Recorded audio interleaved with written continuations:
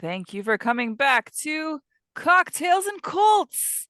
I'm your host, Tyler Holmes, and the co-host, I think I poke this way, Oh, Jordan. Jordan. I think we're It is reversed I. on your screen, probably. Probably. You know, Which way am I punching you? you're That way? punching off screen the other Okay. way from So me. it is right. Ha ha Oh, ha. ow. Oh, it's following me again. Here's your segment where we talk about Colts and drink. Beers, even though we call them cocktails. I drank a cocktail on the You first did. first one. You did. You did. I take that back. We say cocktails because it sounds better with Colts than beer and Colts. Yeah. Although if we found an A word, it could be the ABCs. Oh, Colts, beer, aardvark. Yeah, we just need a little pet aardvark. We need a pet aardvark. Two aardvarks podcast. What Hi, crows. what are you drinking today? Well, this is hyper local. It's called Double Wing, Wing? but it's their holiday ale. Yeah, this is from a brewery up here in Northeast Ohio. It actually comes from a winery. A winery has a Okay. brewery because we're well known in this area for our wines. Just saying, putting out there. You know, I come from where we're very well known for our wines There is that. Okay, California does have a wine thing, and but avocados. and avocados, you can keep those. But no, it just calls it a holiday ale. It's 8%, and it's not terrible. 8%. It's Okay. not. It's it's yeah. What's mine? I think mine's only 5.5. Well then, Mine's the same brewery as last week because I was not original and didn't leave the house to go anywhere. So we got some Brow Bros sour kettle blackberry. Why is it smelled like that? you know, little razzmatazz, I guess. And I hope the kids don't have to open anything. Yeah, they're fine. They can use their teeth. I should They're get a pretty hardy. fun I should get a fun bottle opener. I'm honestly surprised you don't have like a taxidermied mouse I need to send you bottle a opener. picture. I don't I don't, but my friend okay. So my friend back Mm-hmm. in the day, a couple years ago, went to her house for a party and she had made squirrel koozies. Okay. I need to. I made a TikTok about it. It was on my old account though. Uh So I have the video somewhere and I should repost it, but I'm like, she knows how to treat a girl right. oh. A squirrel koozie. It's even better than a squallet. Yes. Does it actually keep the drink cold? I don't know. I drank it. I was pretty drunk when she already put it on there.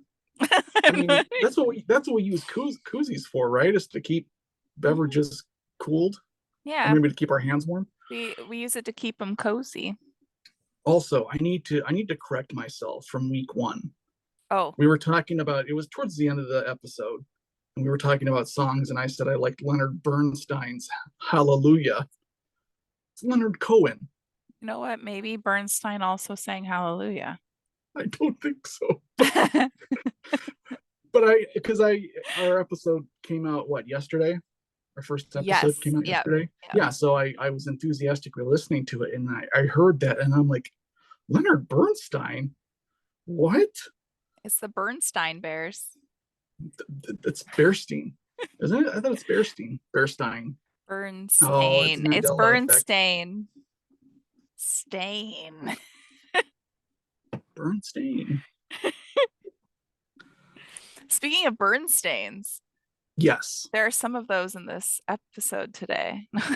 Burns or burns and stains or Burns that may have existed in an alternate reality. I can't wait. This okay, so for everybody, the person that I chose today, which you've already seen on the description and name of this episode. Which I don't have any idea, by the way. Oh my God, she's a thing. So I have watched over 24 hours of documentaries, other people's podcasts, and like listening to other people talk about her, and then doing research and reading about her on her own website as well as other people's. Oh, there's just, I don't even think I cracked the surface with all of that. There's just Oh so my. much. Okay. Okay.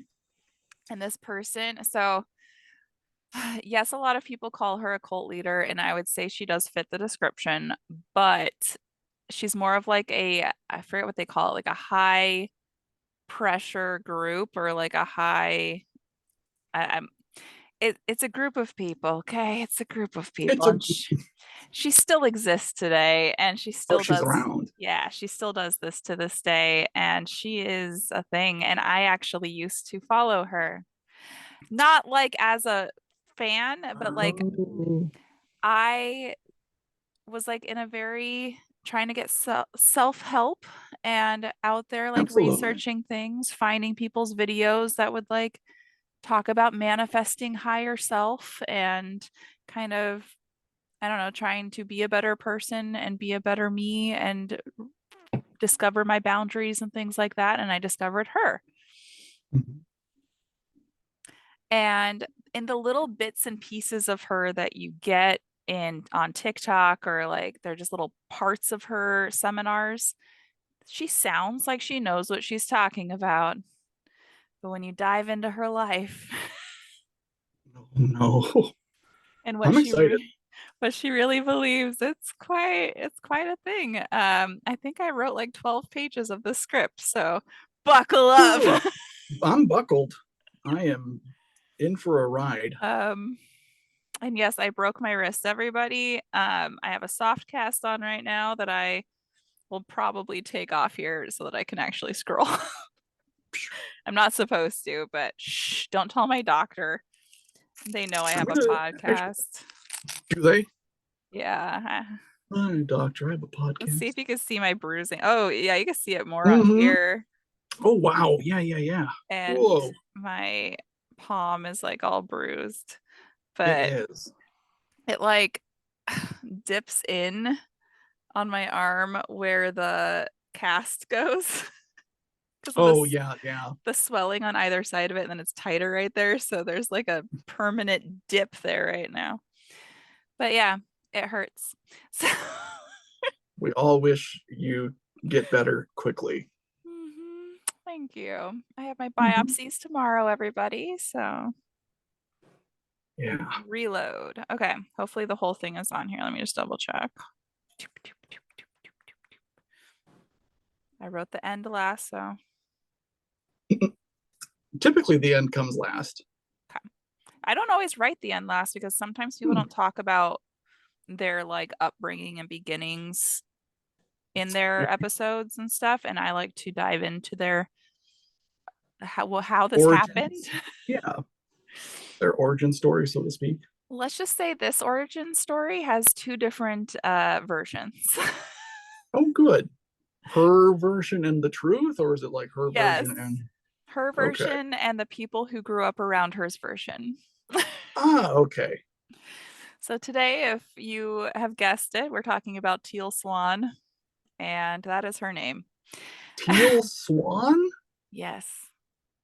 So like a color and then the bird. Mhm. Okay, just making sure I'm on the same page. Teal Swan. Okay, never. I've never heard of her. She's, Legitimately, you may have stumbled across her videos and swiped by.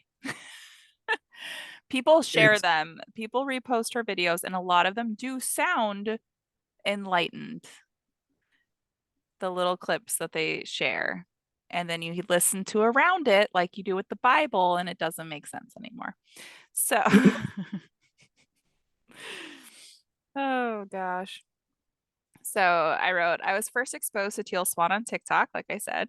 Um, And that is the danger of these short little clips that give you a glimpse into a piece of the pie.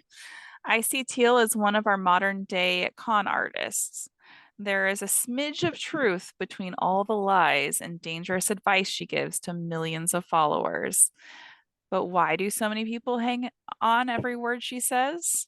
How did she get to where she is now? Well, I dove in deep to uncover that. Hell yeah. I actually had requests from people to cover her on Frightening Frauen. And then when we started doing the cult thing, I'm like, no, she needs to be here. She's Oh she's gosh. also frightening. She's a She's frightening fright. front. She is, and she's good at what she does. And she follows to the book what she needs to do that would get people in. And Okay. Yeah.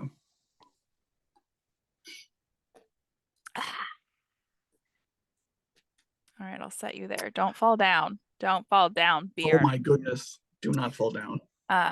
So buckle up because this is gonna be a wild ride. I wrote that. I love it. I left my seatbelts at home. I wish Crap. I could do what you do and just talk, but then I'll forget all the things. Look, we're all different. Like I freak out at the fact that you've written 12 pages, and I'm just more of a We have of different I yeah, styles, different styles. Different styles for different files.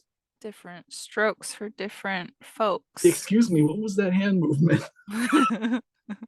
That was me stroking the engine. Tyler Buford Beauregard home.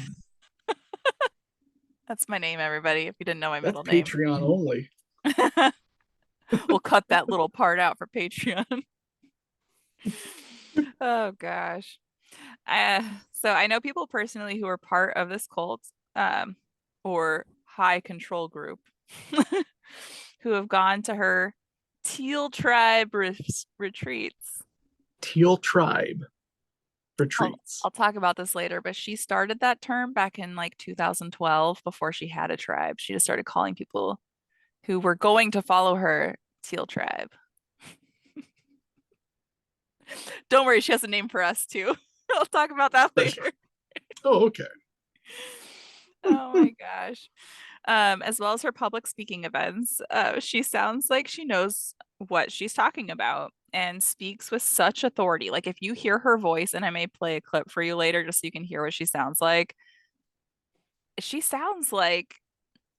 is so egotistical that like it Mhm. sounds like she knows what she's talking about and like she's a expert in the field. She has no degrees, people, none. I mean, I feel like anyone who really starts a cult, it becomes a leader of a cult, like they have that ability to talk, Mhm. and they could probably sell you ice in February or something, whatever that old saying is. Yeah.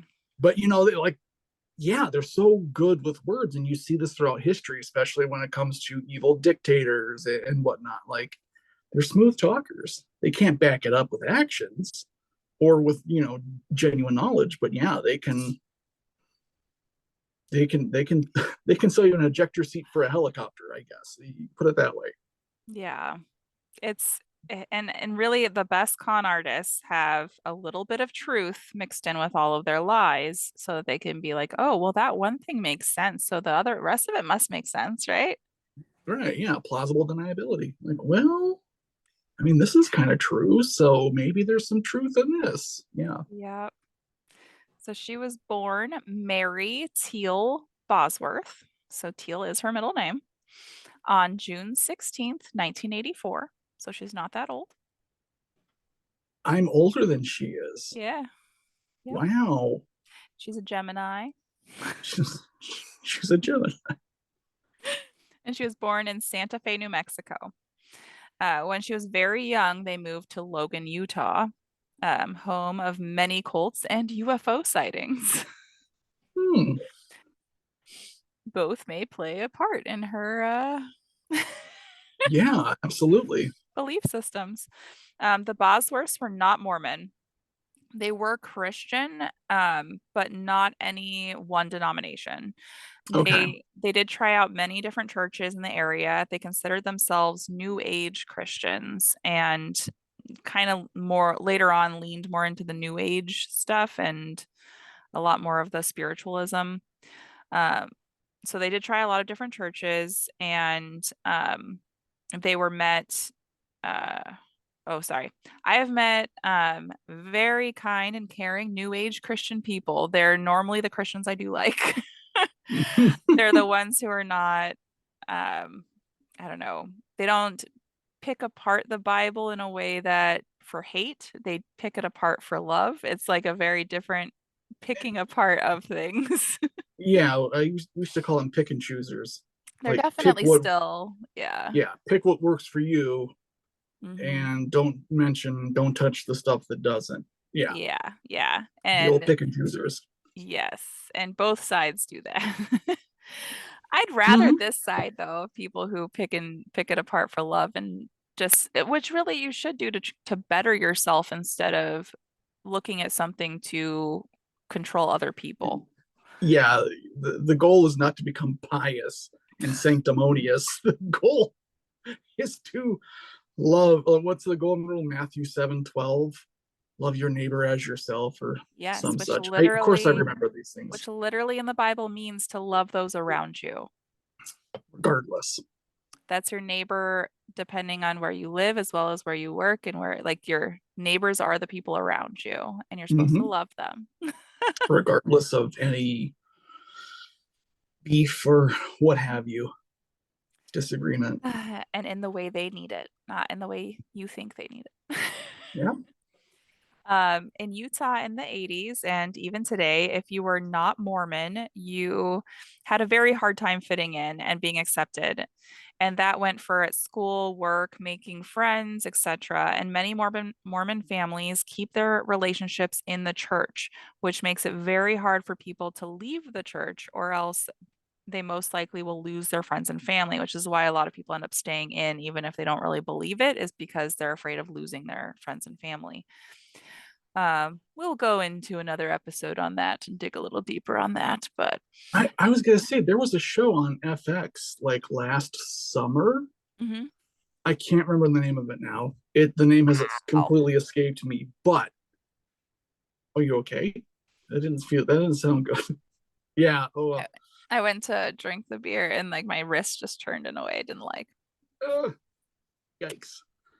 But I sh anyway, yeah, this is what a great recommendation. I don't know the name of the show, but it was based on a true life instance where like there was murder in the Mm. Mormon community, and like it had to deal with the fundamentalists Hmm. and the more modern sect Yeah, of which are of very different. Mormonism. Very different. Yeah, but anyway, it was on FX. It was really well done for what it was. Under the something of heaven, under the gates of heaven. I don't know, something like that. I am messing it up, but it was on Hulu. You can probably find it. We will definitely cover fundamentalist Mormons. Yes. They're very different than non-fundamentalist Mormons, and I will definitely make the distinction that not every Mormon or Jehovah's Witness is a bad person or anything like that, and it doesn't necessarily mean that you're in a cult, but the fundamentalist side of Correct. things Yeah. is different. The fundies are usually, yeah, fundies of any group. Yes, If you're yes. talking about fundamentals, yeah, suddenly it gets children of the corn. Yeah, that's a very much a high control group if you don't want to call yourself a cult. Yes. All right. Those who knew her growing up say she was showing many troubling behaviors. Can you hear my dog barking? Because the doorbell just rang. Okay. I cannot. She wanted to be the center of attention, lied about things, throwing in a little truth in with her lies, had unstable relationships where she seemed to care more about what she could get out of the other person and giving just enough to get the other person to meet what she perceived as her needs. She had extreme emotional swings, and usually towards anger, a fear of abandonment, as well as quick and extreme, like I said, outbursts of anger. A lot of those, there were some psychiatrists that I watched some of their podcasts on her, and a lot of them say that she fits into like a lot of the cluster B personalities. And Okay. they don't want to like diagnose her, but they're like, here's the things I see and like why I would put her in these categories. But Pretend I'm dumb. What are some so like borderline personality disorder and okay. I wrote it in here later, but Okay. those two are the two that they really see her as part of, and they kind of went into depth of why it could be either one of those, but they would need to actually talk to her to know which one it would be. But Right. she definitely has narcissism, and um and it makes it, her being so open and like talking so much publicly has Hmm. made it kind of easy for some people to try to diagnose her. Right. And her being so egotistical about the things that she talks about, and she doesn't hide it. Like she's like, this is what I am, this is what's going on, and this is like who I what I do. And she feels very okay with herself. I mean, I feel like you'd have to if you were a cult leader, Hmm. ipso facto, or like intentionally, like you'd have to like be kind of somewhat sure of yourself, I guess. I saw a shadow. What was that? Hold on. Your audio disconnected.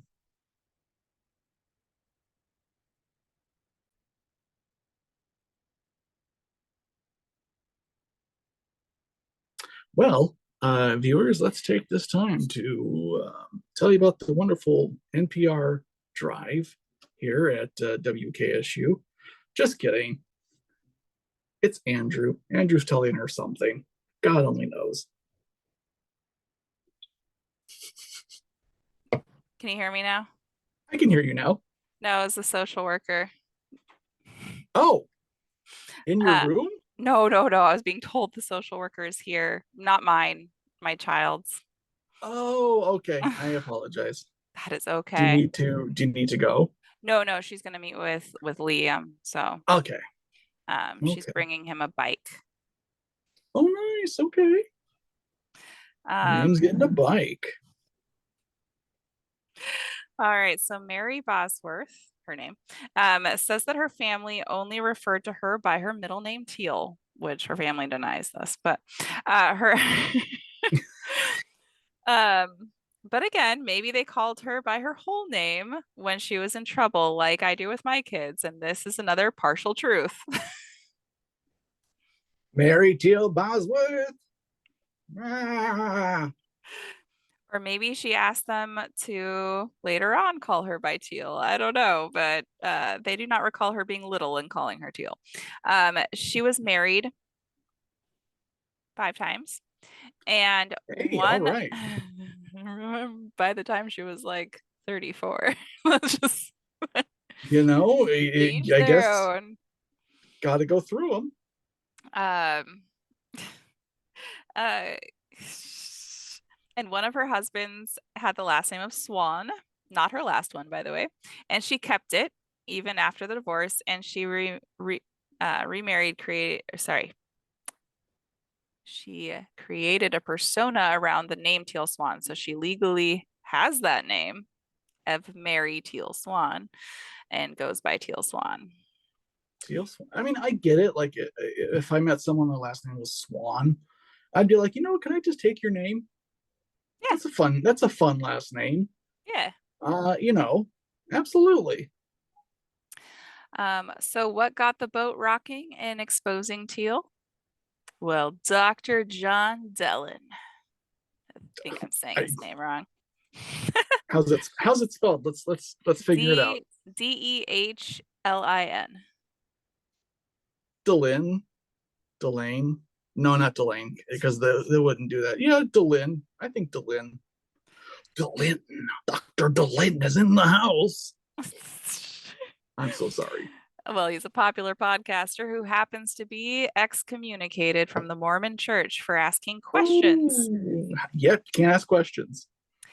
He was given several chances to stop asking questions to the elders, and they finally kicked him out. His podcast is called Mormon Stories, and it's quite fascinating. So you should definitely listen to I should listen to that. Yeah, I would find that it. really interesting. He is a doctor in psychology and behavioral science, and I would say an expert in matters of dissecting the social aspects of how a cult works, from the leader to the followers, and the psychology behind why some people crave to lead them and others crave the aspect of the being part of the group and following them. Hmm. A lot of the science behind a lot of what I am going to discuss, and I found a lot of articles using his works. So I'm going to rely a lot on his psychology for her because a lot of this comes from him and his documentaries and his writings about her. Um, ugh, I hate that she uses the Oh, word tribe. I was gonna say it's an icky word to use. Oh. Um, but I was about to say I find it fascinating that Delin seems to be profiting off of her, Mhm. Oh, and oh yeah. no His shade. It's late stage capitalism, but I think it's really interesting that like he's making money off of this cult of personality who's out there just kind of doing their thing. Mhm. So I'm glad. Glad interesting, it's yeah, she makes enough money off of it. Why can't someone else? right. Honest to goodness, I love that it follows your beer. did it follow my beer? It did. Oh, not as much that time. Oh, Maybe it thought a face was on there. for those who don't know, I switched to my iPad because I didn't like the microphone I was using. And apparently my iPad's camera follows me. So, And I'm not using my microphone because for some reason this headset has started having interference with it. So, yay. I do have a headset. I should try, if all else fails and I don't want to sound like an underwater chipmunk anymore, but I guess I could Those are try fun. under. Great. So, now we get into what Teal is most sought after, and that is her belief in recovered memories. Oh, okay. This was taught in the 80s through like the mid 90s as a technique for those who had trauma they could not pinpoint the cause of. So if you remember, Hmm. you could remember parts of it, but not all of something that happened, or you had some traumatic or PTSD, but you couldn't pinpoint exactly what it was from. Right. Okay. Yes, we do know we can disassociate with times in our lives to protect ourselves, or sometimes to take it a step further into like dissociative identity disorder, which I did a Frightening Frown episode on with an expert on the matter a couple of weeks ago. So you can go back and watch that if you want to know more about how disassociation actually works and not Mhm. Teal's idea of it. So Right. Teal believes we can completely recover memories by guiding the person into remembering them through asking guided questions. This is extremely dangerous.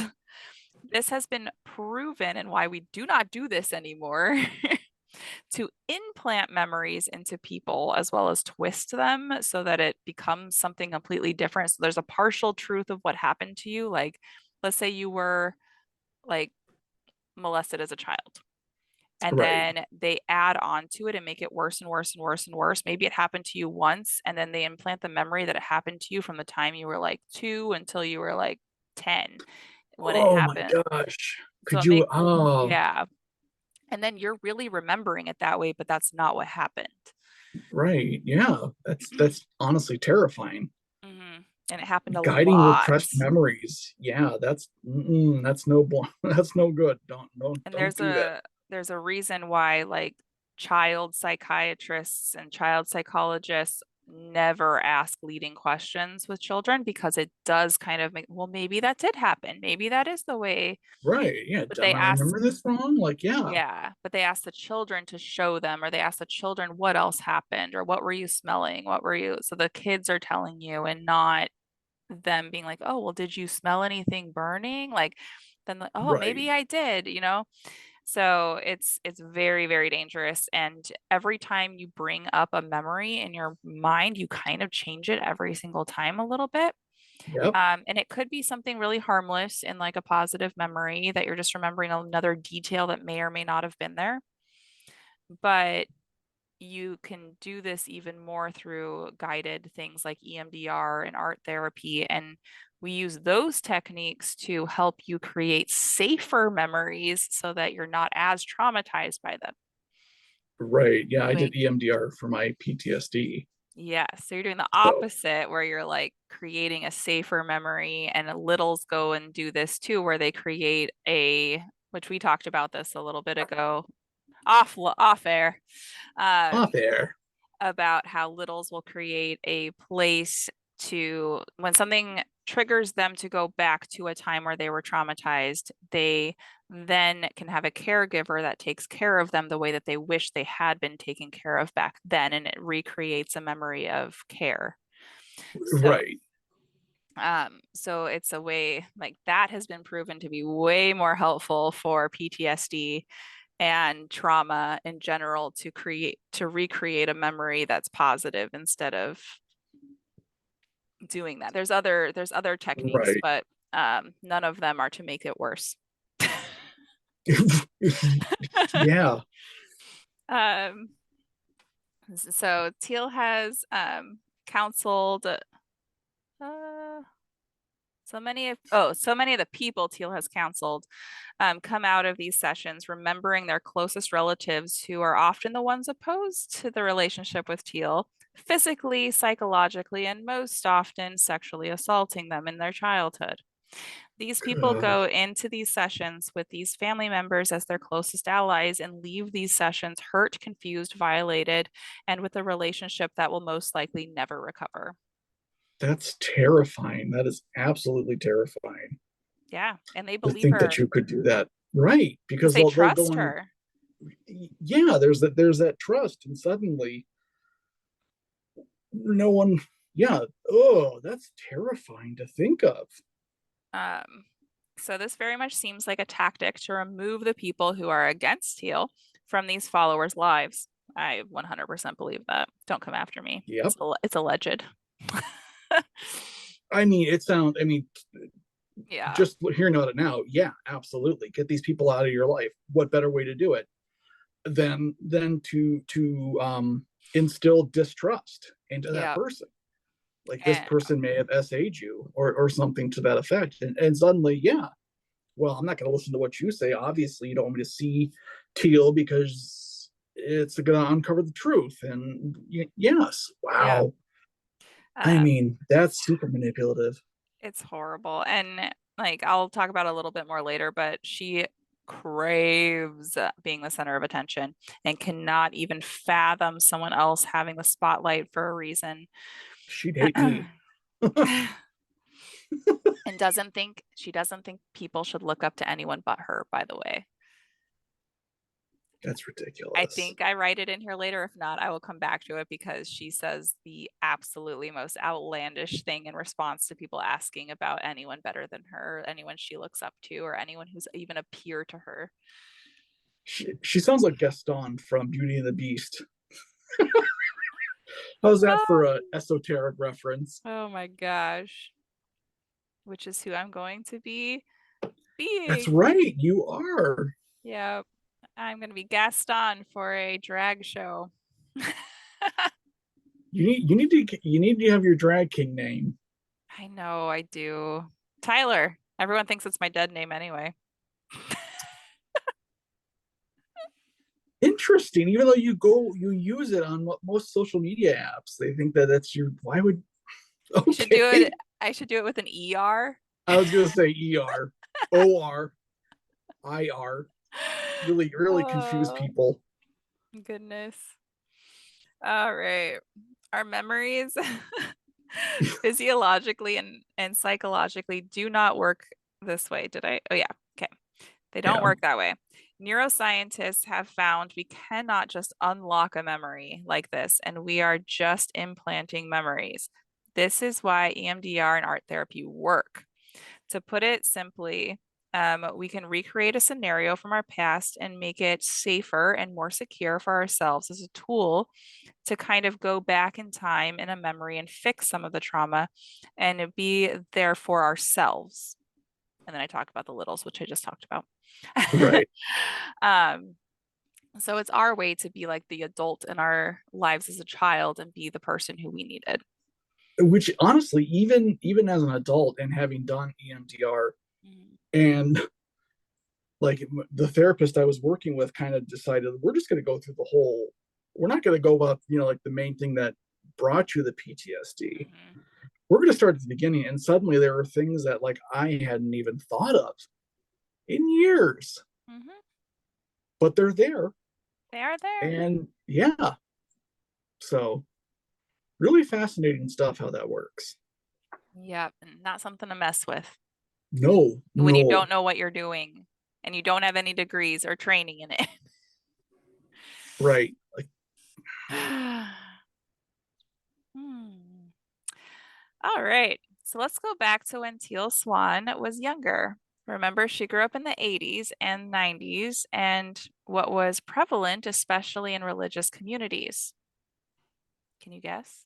Can you well, guess? it was Reaganomics Well, that too, back but then. the Satanic Panic. Oh yeah. Oh, of course, the '80s. Yeah, yeah. Well, I mean, that started. Yeah, yeah. I keep saying yeah, but yes, the Satanic Yeah. Panic was everywhere. I remember that started. It was always music, Kiss, Oh my gosh. the music of To Kiss. I couldn't listen to what's that CD I just got in my $10 grab bag? Oh, you didn't tell me. You didn't tell me what the CD was. I saw the movie, and I don't remember the movie now, but Texas Chainsaw Massacre. that's the movie. That's right. Gosh, it was a Jesus Freaks. Oh, DC Talk, is that who it is? I don't know, remember. Someone Christian. DC. That sounds familiar. DC Talk. I don't know, something like that. But yeah, Jesus Freaks, and I wasn't allowed to listen to that. So maybe if you played it backwards, it would have a secret code. Oh, Pink Floyd. Yeah, I played Eat the played the. rich. Well, all right. So there was a case that happened when Teal was a little girl, and she very much knew about it. Her parents talked to her about it through the whole trial, whole case. And do you want me to get into it? Because I wrote all about this case here, but and it is Oh, absolutely. I mean, because crazy. you know what else? Like what else kind of started around this time? Like you have the Satanic Panic, and then suddenly now you have games Hmm. because video games were becoming more elaborate, and also TV shows like Beavis and Butthead. I mean, obviously we're skipping to the '90s now, but I remember the whole debacle over Beavis saying "fire, fire, fire," and like how that apparently um They're going to hell. convinced someone to burn their house down, and I can't remember the entire outcome, but I know they couldn't air that Hmm. episode anymore. That's so But yeah, ridiculous. go into your story. So, I'm sorry. oh, no, it's okay. The McMartin preschool trial. Do you remember this? It sounds familiar. It really does.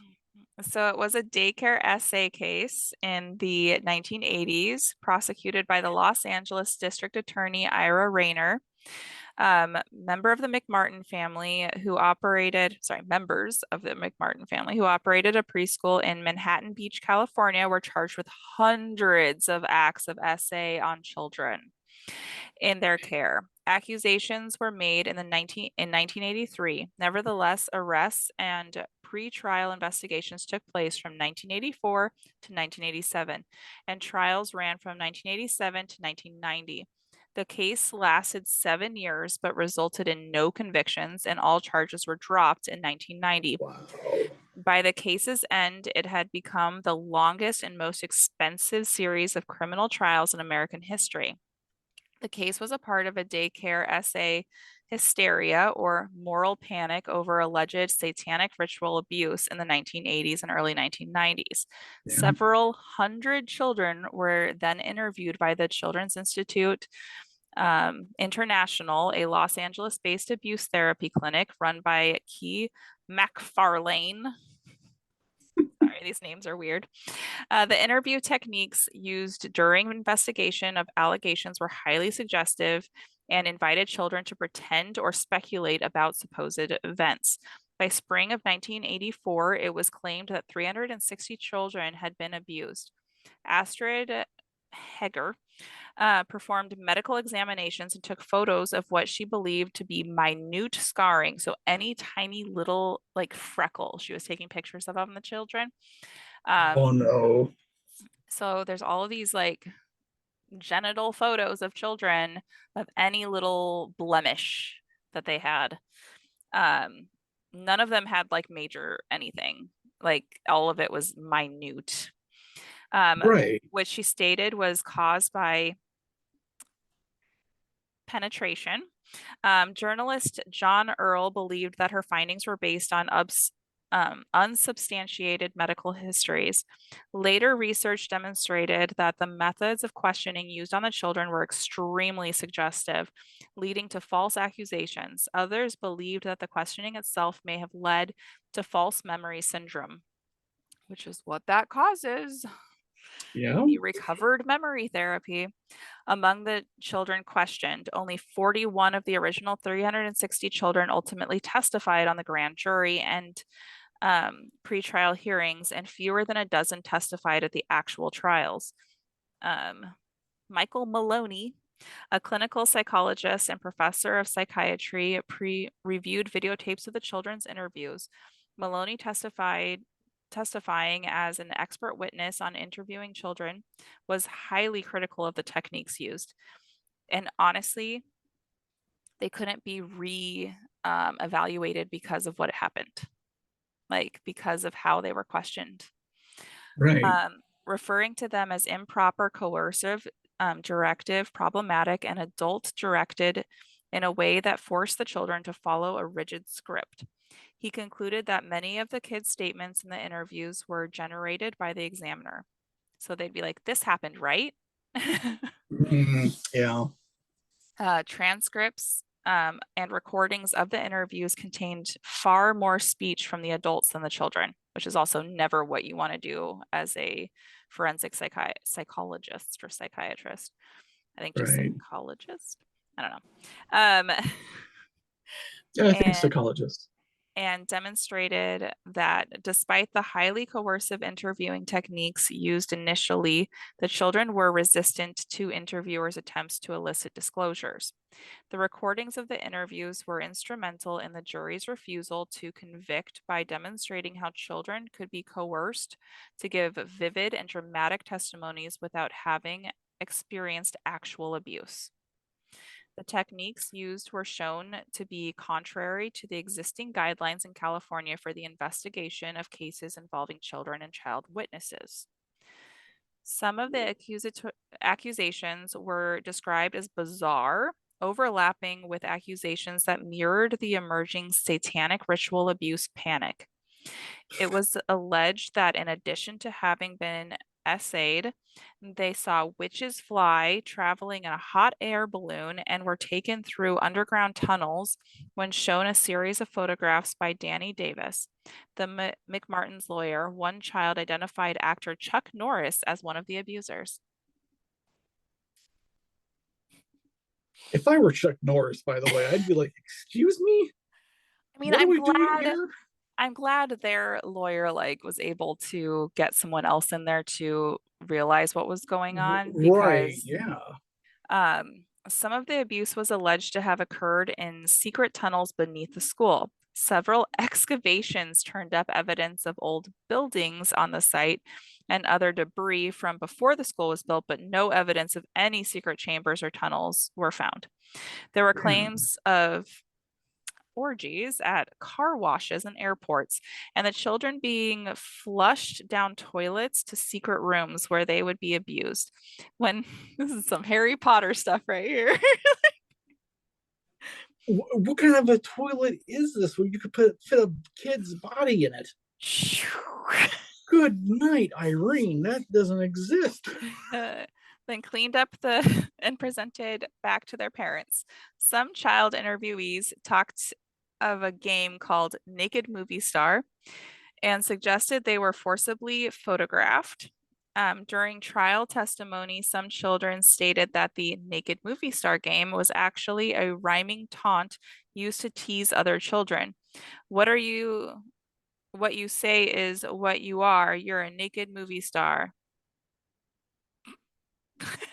It had nothing to do with having naked pictures taken. What the heck? Who are these children? What is happening here? We say weird things, okay? Yeah, yeah. Judy Johnson, who made an initial allegations, made bizarre and impossible statements about, and I watched a documentary about her, and she is, poof. Raymond Bucky, including that he could fly through the prosecution asserted Johnson's mental illness was caused by the events of the trial. Johnson had admitted to them that she was mentally ill beforehand. Evidence of Johnson's mental illness was withheld from the defense for 3 years, and when provided, was in the form of sanitized reports that excluded Johnson's statements at the order of the prosecution. One of the original prosecutors, Glenn Stevens, left the case in protest and stated that other prosecutors had withheld evidence from the defense, including the information that Johnson's son did not actually identify Ray Bucky in a series of photographs. Stephen also accused Robert Philiboshin, Yes. the deputy district attorney on the case, of lying and withholding evidence from the court and defense lawyers in order to keep the Buckys in jail and prevent access to exonerating evidence. Wow. Oh my gosh, it was just insane. I remember this happening. I lived in California, so maybe that's why I Right. Yeah, remember that would like be after the fresh. trial, like they were still talking about it for like years after the trial. Um, but yeah, it all got thrown out. The children still to this day are like, I think some of them have even like class action lawsuit um the would it be the prosecution, Right. The city of whatever. because they implanted these memories that they actually remember, and it caused trauma in their lives, and like they're having to deal now with Right. trauma that never actually happened. Right. That With Phantom. Oh my gosh. Yeah. And so this was going on when she was little, and her parents were really, really invested in this that was going on, and they talked to her about it a lot. And so it was very prevalent in her life, and I think has a lot to do with what she says later. Ah, okay. So back into Teal's life after that. Back into Teal. But yeah, that was, oof, yeah. Satanic Panic is fun. Uh, Her parents were both school teachers and described as mild-tempered and easygoing. They were super into that case and talked to her about it for years of the trial. And she was scared and fascinated by this. And later on, this shaped a lot of her origin story. This started Mm-hmm. with her being put into therapy because she was a very difficult child, according to people in her life.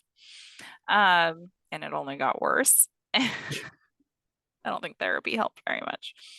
And they say she was dark and troubled, and they wanted to get her help. She showed next to no empathy or compassion for others, and they wanted to intervene.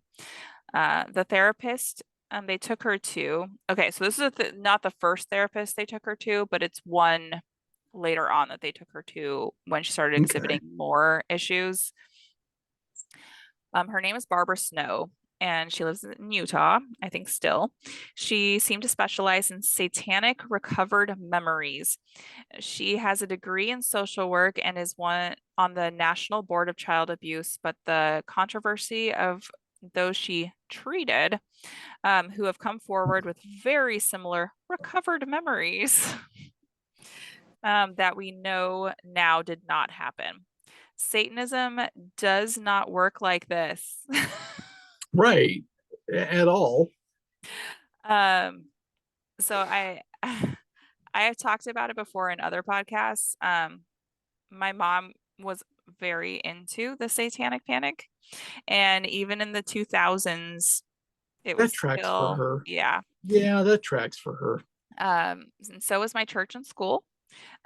There have been small outliers that have used the name of like Satanism or the Church of Satan for their own sick pleasures. I would argue that a lot more Christians do this, Yes. but Yeah. they use that term without actually practicing in the way that it is meant. On the Satanic Temple's website reads, the mission of the Satanic Temple is to encourage benevolence and empathy, reject tyrannical authority, advocate a practical common sense, oppose injustices, and undertake noble pursuits. Yeah. Like if you actually look into the Satanists, they're not bad people in any way, shape, or form. Like really their entire modus operandi is just, yeah, just like that, benevolence. They spend their time and money publicly and in a very showy way fighting against hate groups of marginalized people and trying to make the system all or nothing with freedom of expression of religious beliefs. We can get into that on another episode, but it is not a cult. So it might Right. be Yeah. a It's not it's it might be a Patreon episode then or a bonus episode, yeah. um but yes, they're not a cult, they're an organization, and they try to create an actual premise of equality among religious expression. They're not even actually a religion. I say, yeah, they don't really identify as a religion. So No, no. Um, so back to Barbara Snow. She was put on professional probation in 2008 after the Utah Division of Occupational Licensing, or by them, saying that she fabricated her notes and destroyed someone's computer with a baseball bat, hiding uh, evidence. I like how it's zooming in on you slowly. this camera is wild. I'm so sorry for anyone watching on YouTube. Don't Oh, focus on me. That's all I can say. you're giving him something fun to look at. Sorry, I was dancing for those listening. You're definitely the one that's fun to look at. Okay, fun sounds weird there. Never mind. Um, assuming to get rid of evidence and files. Okay. Sadly, this was all a little too late because the damage had already been done to Teal because she convinced Teal she had been ritually abused in the name of Satan as a child. Oh God. I think Teal wanted to believe this though. Oh yeah, like you want, like if you want an origin story, you need an origin story. You need some kind of event to have happened to you. Oh yeah, I wrote, I do not think that was hard to convince her of, as she Right. was already obsessed with the case involving stories of the same abuse of the memories she was implanted in her head. On top of this, she is obsessed and loves the attention she gets from having this story. Of course. Yeah. It furthers her cause. Oof, So woof. I knocked my camera. Also, you've been slacking on the cocktail, by the way. Oh, because I'm talking so much. You are talking so much. There we go. All right. I feel better now. Tastes good. I usually don't put, so when I go to the brewery, they don't put the flavor in there. So it's just a sour beer. And then you add the flavor, and I just put a tiny bit of flavor because I like the flavor of the sour beer. This has more blackberry in it than I normally would have put in there, Ooh, but it's good. that's good. Um, oh, okay. So we're going to talk about a childhood friend of Teal's that Teal claims she does not know. Okay. All right, Teal. All right, Go off, Diana. Queen. Diana Rivera grew up with Teal as best friends in Logan, Utah, and were inseparable. They wanted to spend every moment together. Their parents became concerned about the fact that they seemed to only be friends with each other, and that they did not seem to be comfortable apart. She has photos, close relationships with Teal's family, etc. And now, because Diana has come forward about all the lies Teal claims to hell and back, she does not know Diana. And Oh she God. never met her. What? Hmm. How can that even like pass muster? Like, do her followers just like not Oh, even? oh, once you get into all her lies, like this is a small one. Yeah, This is a tiny one. this is tiny. Teal is older than Diana, which gives the power dynamic Teal is comfortable with. She was the cooler, older friend, and Diana hung on every word Teal said. They became friends when Diana was 9 and Teal was 11, and went to the same school, Edith Bowen, that focuses on biology and nature and was on a college campus in the area, which seemed like a pretty cool school. Um, it looked like almost like a Montessori school before they were like a thing. Teal started telling Diana stories that were outlandish. I think to test Diana's loyalty and friendship to her, or maybe Mhm. she is just a compulsive liar. But Diana remembers Teal telling a story about a ghost dog that lives in her ceiling. Ceiling. Teal would give What? Diana, yeah, Teal would give Diana alcohol when Diana was 9 years old and tell her to drink shots of Irish cream. Teal was drinking them too, like they were nothing. So Diana had said like Teal would put back like 5, 6 shots, and Diana's like sipping on it, like barely choking it down. Right, because you're 9. Oh gosh. Um, this is a Good pattern. night. This is a pattern of Teal wanting to be the expert and best at whatever it was she was doing, while others could like struggle along, like and be shocked by her ability to like do them or be comfortable with whatever it was. Whew, and there's some things. She started showing Diana hardcore pornography Why? of BDSM, entrapment, harm, ritualistic reenactments, and lots of pain. Diana was scared. Teal would not hang out with her if she would reject them or look away. What? Um, What was the age difference? Like, I know you said nine Diana and was younger. 11. 2 years. Why would Teal know of this stuff? Oh, I think I know, but and I get kind of into that in a little bit, but Okay. her mom was a counselor, and so and she would counsel older children, and she had some Okay. books on like she did have some like human sexuality books from going to school and her degree and stuff. So and Teal would read those books. But I think how she actually got into it was the internet. The internet was a wild, wild place back then.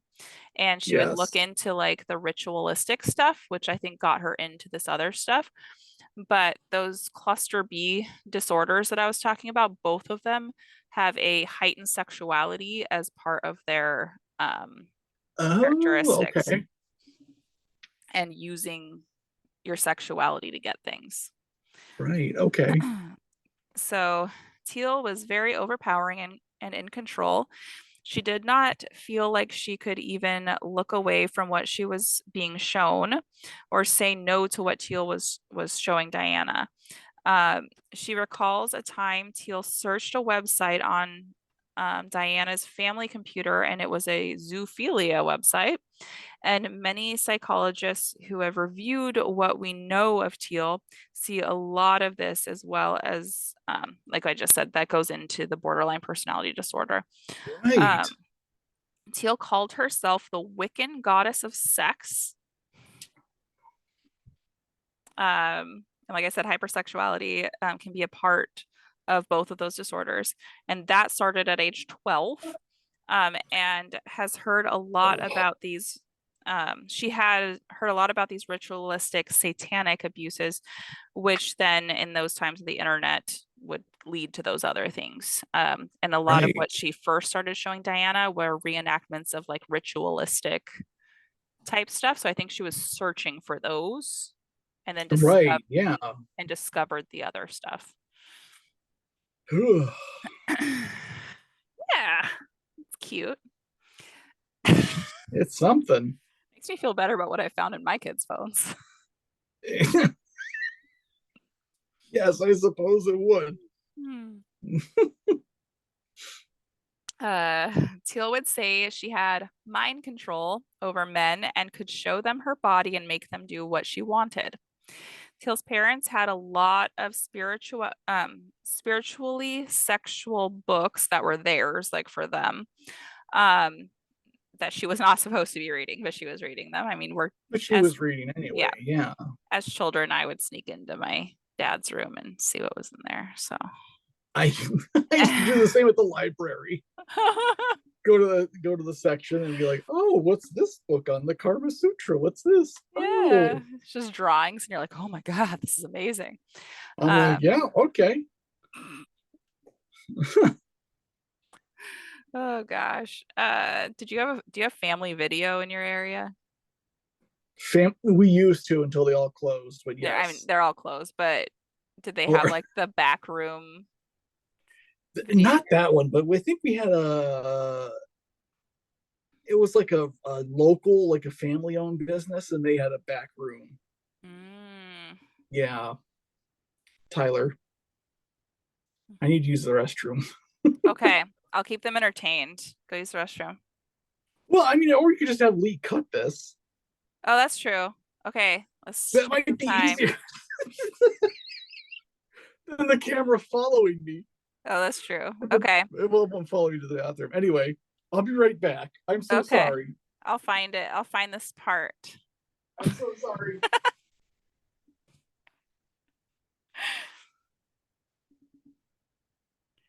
Do do do do do do do do.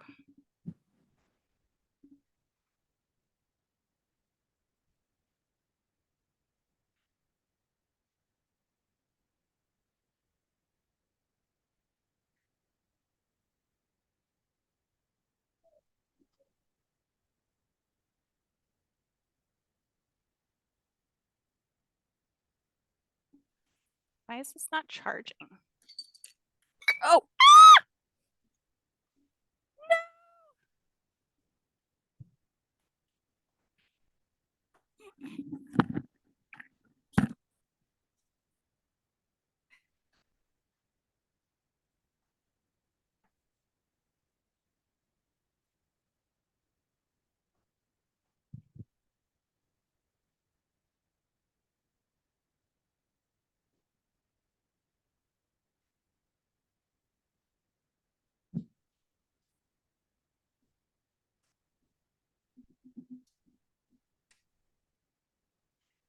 All right. Sometimes I have days where my water pill works too good. Today's one of those days. I spilled my beer. Oh no, no, no. Oh, Tyler. That's That's where you right. sleep. I know. I have another set of sheets. I can switch them out. Okay. Oh my gosh. I'm so sorry. Now I'm sitting on a towel. Okay. Okay. Hold on. I gotta get my pupper here. Okay. Good girl. All right. Back to this, Lee. Sorry, Lee. This is what, like an hour in, just about an hour, a little over an hour in, so we Yeah, can I'll tell her. find it. I'll find the exact times. Sorry, Lee. Sometimes my water pool just works too good, and I can't help myself. Okay, my You need dog to is be trying to less kill me. hydrated. I, you gotta drink your water, Tyler.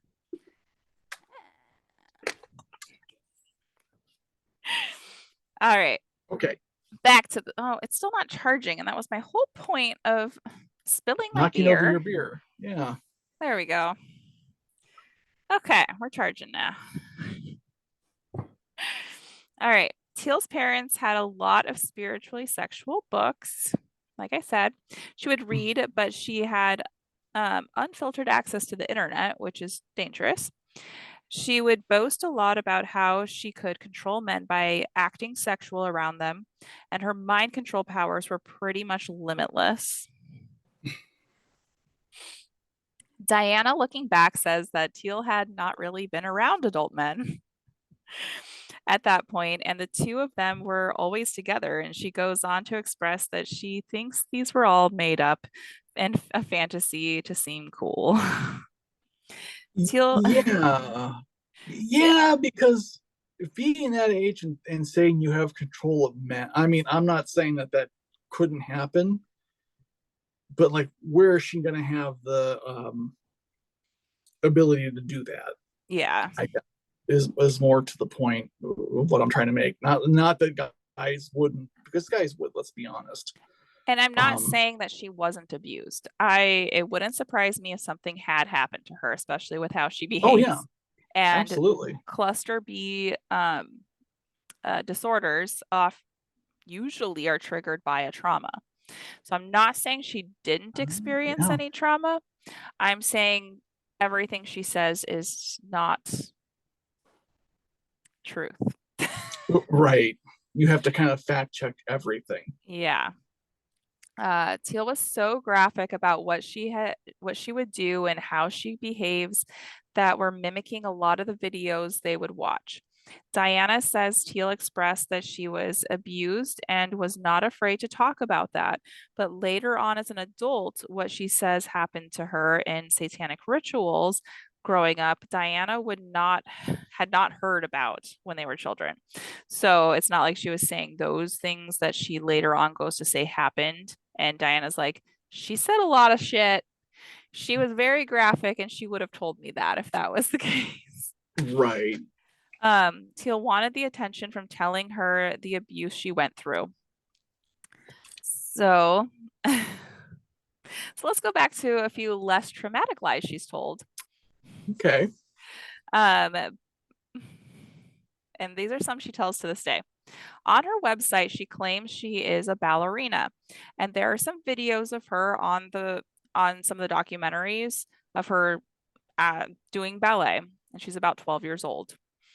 Okay. Um, um, but none of the videos are professional, and they're not showing any like skill. And actual ballerinas and dancers have looked at these videos and they're like, at 12 years old, if you're going to be professional later, you would already be further than that. Like And she was right. struggling. Yeah. And being born in 1984, being almost 40, her knees would be shot. Most ballerinas I know who are older, Mhm. knees are shot. Maybe they are. Yeah. She claimed to be a professional ballerina, and nowhere is there any proof of this. On the website, she also claims to be a professional horseback rider, professional skier, and a long track speed skater. These are Okay. all examples of little bits of truth in a giant lie ball. Giant lie ball. I love that. She was in ballet classes as a child. She's probably gone horseback riding. She may have gone skiing. There's no proof anywhere of her being pro at any of this. The most we have are some childhood videos of her fumbling through things. She even claimed to be on the Telemark Ski Association, which is a pro team, and said she was fourth in championships. Baloney of truth in a sandwich of lies. Bologna of truth in a sandwich of lies. Here's She a reminds me of Michael Scott. She does. Like this one thing happened in your life, like you drove a car, and suddenly, yeah, I'm a certified race car driver. Like what? I Like got the thing at Legoland. It says I am. Uh, yeah, exactly. Here's an email from the actual organization about her time with them because she did ski with them. This is the president of the company, by the way. She This was is amazing. she was on the DEV team and did not do very well. She was on it for 1 year and did not produce. Then, when asked for help, dropped off. They asked to help her.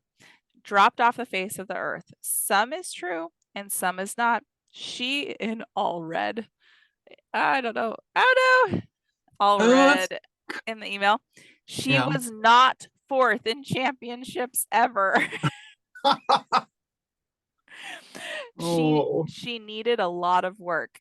Then they follow up with another email. Also, she never trained from 7 a.m. to 4:30 ever. I was the president at the time. She was on DEV team. No fourth place, actually no placement at all. The only real part is she was on the team for a year. that's it. And then another email from her.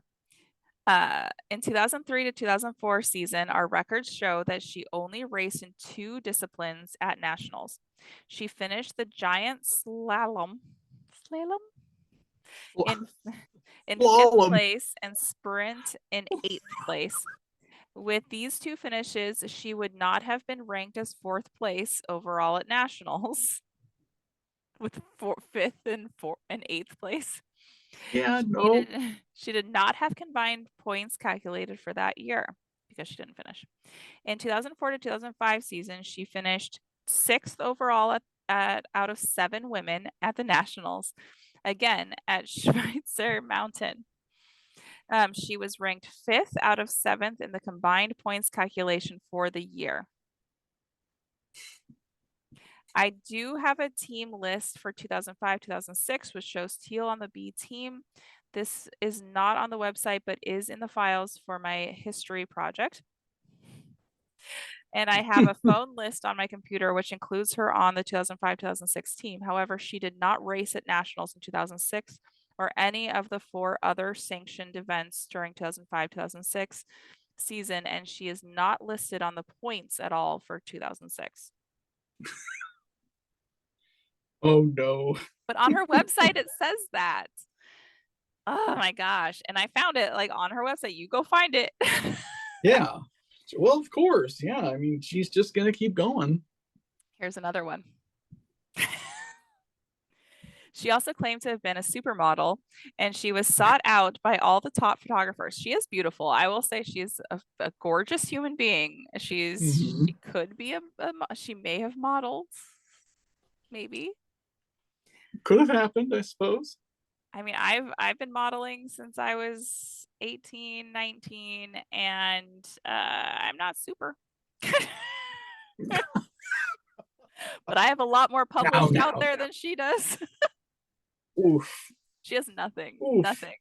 I could find nothing. No portfolio. But she has a reason for that. So she was sought out by all the top photographers and editorial companies. She was being fought over left and right. All all the photos though disappeared when she emerged Teal Swan and confronted the photographers who were using and abusing her, that she would be coming forward and telling people that they did. So they buried Wow. all her sought after photos away, and all the places she was published vanished her image. That is why there is no proof of this now. Yeah, that doesn't work that way, Teal. You can't just go to a photographer and say, "Hey, take that down." Oh my gosh. Which we know that because of my other episode with Ember. So I find this very disgusting that she talks about this because I have had predatory photographers. I know our guest Ember has talked about having predatory photographers. it happens. And she is feeding Yeah, off of other people's traumas, but making hers worse. Like she's like, oh, you're going through this trauma. Well, I've been through something worse. I've been through all the traumas. she's compared. Yeah, the competition. Yeah. So Teal was also very into Wicca, but not like real Wicca. Walmart Wicca. This is more of the shock and awe of the satanic panic version of Wicca. Ah, yes. What my mom would have taught me Wicca was. She claims to this day that she is a powerful witch with magical powers. As said before, her parents were very concerned about the behaviors they knew about and took her to many mental health professionals to try to figure out what was going on with her. Diana remembers that Teal's parents were almost scared of Teal, and Diana understood that fear. Teal would have this satisfied and devious look on her face anytime she really shocked Diana, and she could not hold back the fear or concern um, for the activity that they were doing. So anytime Diana like actually showed any sort of fear or shock or awe or whatever, um, Teal would have a very like devious, satisfied look on her face. Teal often would just take her clothes off when they were playing, especially outside, and found enjoyment in the shock of people seeing her naked.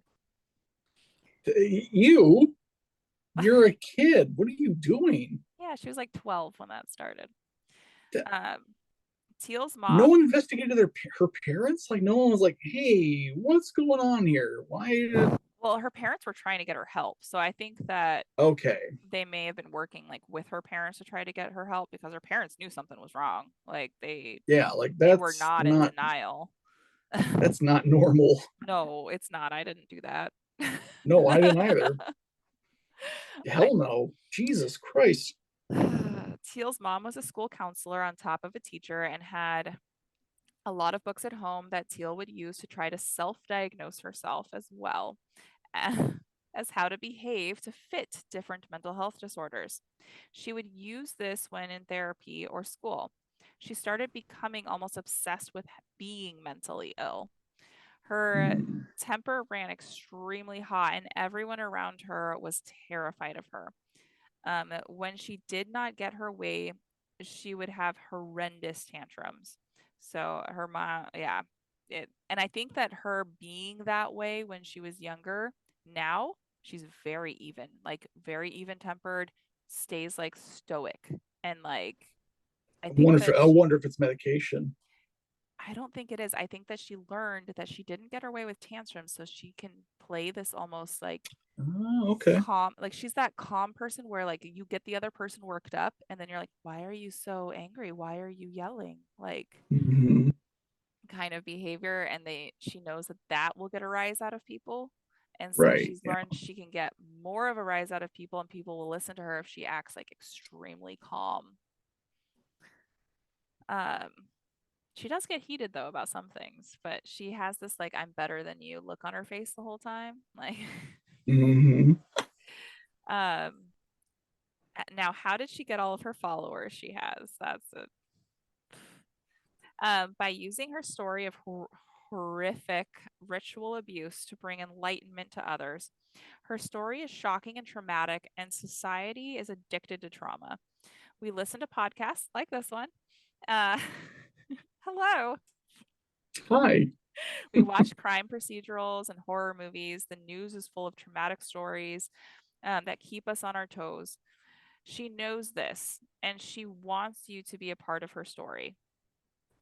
She claims to have witnessed the deaths of 7 infants. Here's the burning. Oh, here we go. Here's the burning. From being thrown into bonfires to being grilled on on barbecues as a sacrifice to Satan. She claims that for 13 years she was taken each weekend to a man who claimed to be a therapist that was actually a Satanist who performed these infant killings and would essay children, including her. He would bind and gag her, then assault her in graphic detail that she describes in videos if you want to Oh, listen to it. But it is false, and I don't want to traumatize you more. right. Um, Yeah. Her entire image and stance on spirituality is based on this abuse. She claims happened to her and has made a lots of money off of it. People love a success story. She claims to have overcome, and not only that, but used it to rise up and help others. That her one size fits all method works, and that if you only follow her and how she healed, you will be healed too. And remember the trauma you went through as well. So you need to remember it to heal it from it, and she'll help you remember it. Mm-mm. Without the story, she has no leg to stand on. No one would be following her. She needed that rising from the ashes story to gain the notoriety she has, but no one from her childhood believes her. Everyone from her past calls her out on this bull. Was she abused? Maybe. We all go through trauma. We all have hard things that happen to us in childhood and adulthood. So we have a semblance of connection with her. If she can do it, then I can with my measly traumas that are not nearly as bad as hers. Right. This is not a shocker that those who follow her are bruised, traumatized, scared, lost people who are seeking answers and help. She seeks these people out. She wants people who appear to her to be broken beneath her Yeah. and going through something that they have not healed from yet. They Yeah. go to her because she has been through what seems like worse and has come out stronger. There are some other wild things she talks about. She claims to have been, oh my gosh, she claims to have had a cannibalistic childhood mentor that hollowed out a human corpse and placed her inside and sewed it shut. Here's her words. What on the fuck? Okay, so the best friend, she said, my alleged abuser's best friend was a mortician. So during his programming sessions, he liked to use bodies quite a bit. His friend was not the greatest of characters, so he could gain access to the bodies before they were cremated, and he would do a lot of really horrific stuff with me with that late at night. Like he'd take me into a mortician's office at night, and when I was about, I'd say 8 years old, he ended up sewing me into a body and leaving me there for about 12 hours. The group that I was with, one of the members was a mortician, and so that was good for the cult or two for two reasons, I guess. The primary reason being that they could gain access to these bodies whenever they wanted to. The second would being that they could procure human blood for whatever ritual they wanted. Uh, Where do we even start? The Like, fact that I also watched there's a few different morticians that I saw videos of that were reading this, and they're like, is this possible? No. They're no, like, what if the body was like a really large person? They're like, their rib cage is still the same size. there's still a rib cage. Yeah. Also, 12 hours. Don't you think someone would be like, hey, where's Teal at right now? Ah, she's hiding in that body again. Oh, 12 hours. Oh my gosh. Like, how can you not see this as anything other than like a fabrication? And she said like they only hollowed out this area, and then after they let her out, they ate his leg. So she also ate a leg She said after being in the body, she watched them eat the leg. She doesn't say she ate the leg. after being sewed in there for 12 hours, which we know solitary confinement, anything like that, where you would be in such a close space A with no traumatizing light for close space. 12, you would be hella traumatized. You would be like, you'd be gone. There's no one who's going to come out of it and be like, oh, yes, afterwards, I watched them eat a leg. No. Oh, my. And she taught, oh, when you hear her talk about it, it's so like, just this is what happened. Also, all of this is not the worst part. The worst part is what she's actually doing right now with people. What is she doing right now with people? Please tell me. I'll What I'll is get to that. I'll get to that. okay? Okay. She tells stories of using and drinking blood, Oh, that they would eat the limbs of bodies she was sewn into. She also claimed this same man used her and her sexuality to lure immigrants over the border to use immigrants for human sacrifices. What border? Where? They're in Utah. Canada? What do you do? Oh my gosh. Um, when did Oh, her stories turn into a cult? It is hard to see when enough people started following her, but the earliest I see her content is 2012. And today, on YouTube, she has over 1.6 million followers. That's just YouTube. that's wild. Uh, That is yeah. Like there's TikTok, there's like Instagram, there's her website, which I'll get into that later. The comments are terrifying on the videos, claiming that they will follow her to the ends of the earth, hanging on every word she says, and oh, got off their prescribed mental health and physical health medications and are leaning in to their traumas or conditions to get help. Yes, she tells people who are struggling with depression to lean into it, follow those feelings, and even to visualize your death and how you would do it and what it would feel like following through with a plan. I scrolled up. Where was I at? a I was plan. a plan. You were at a plan. Yeah, found it. Found it. Followers. Hmm. She was writing multiple, or she has written multiple books that she claims are enlightened through her words and self. But this then leads to seminars. Uh, so that led to her doing seminars. So she wrote books, started doing seminars. This is where I found her, was when she was doing seminars. Okay. And honestly, tiny chunks of this sound like she knows what she's talking about. She has the formula of a guru down. But when you sit through a whole seminar, all of the words and circumstances, you see a darker picture. These self help seminars are more like teal help because you can't do it without her. So she's not showing you how to do it yourself. You have to That's follow the her. grift. Yeah, that's the grift. Um, and that's what's problematic and dangerous. These people are desperate for acceptance. You to do good, to help others and help themselves, and she uses this. After the seminars came the retreats. She has one coming up next month, by the way, if you want to go. Where? Okay, so Where? here it's in Costa Rica. So this is the description for the retreat coming up. It's called the Curveball Experience. And by the way, she's really leaning into the documentary that was about her called the Deep End. Uh, Ah, and she uses that term in her website a lot now, like the word deep especially, in her website a lot. This documentary is not good about her, by the way. I um, want to watch it now. Where did you find it? there's a paywall. I watched it when it was free on, Oh, so it was free, and now there's a paywall, but dang hopefully it it. becomes free again. I would wait for it to be free again. Yeah, I'm But gonna have to spend money on her.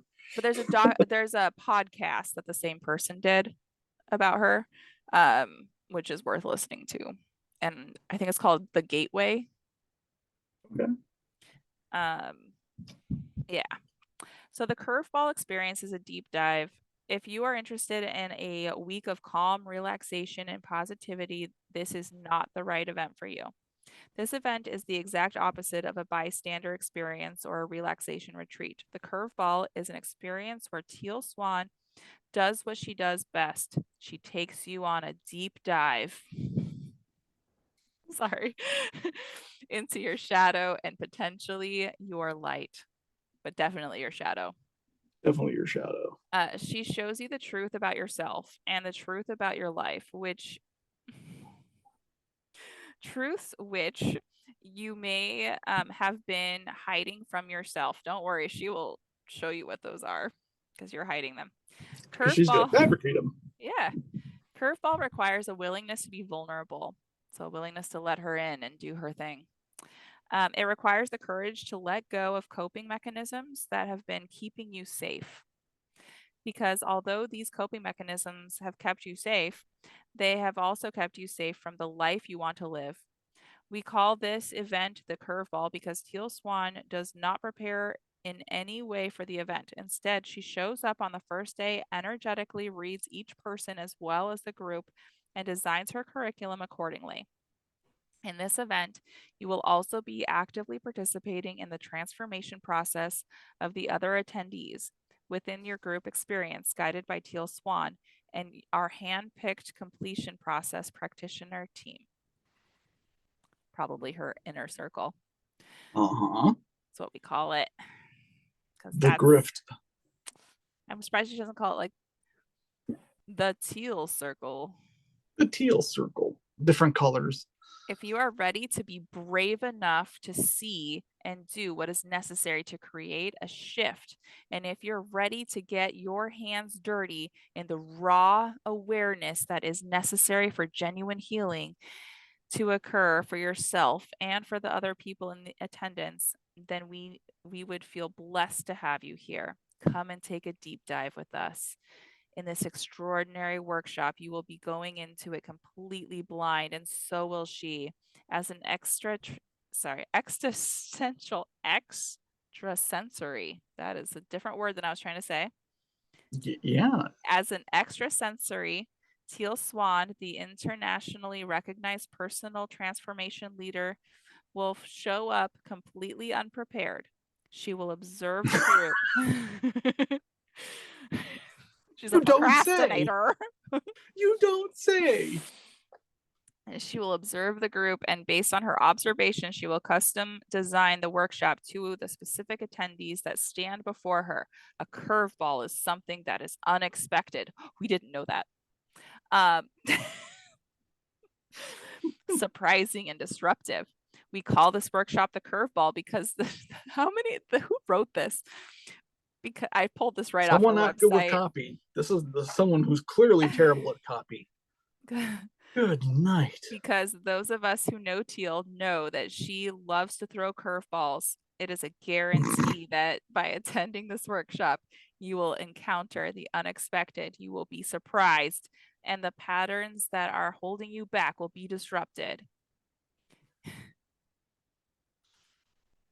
I mean, I guess I could see how people would fall for that. Someone who really wants a change, they've tried things, hasn't worked, and you hear stuff like this, and you're just like, boy, this person's gonna come in guns a blazing, not knowing what's going on, and they're gonna curtail everything to our experience. Like, like okay, sure, you're gonna want to believe this to be true, Mm-hmm. but like, oh man, what a grift. Yeah. Like, how much is this? Like, do I'm you have the getting to that. okay? I cannot wait. All right. It will not be possible to attend a curveball workshop and for your life to continue along its current course. The question is, are you ready for it?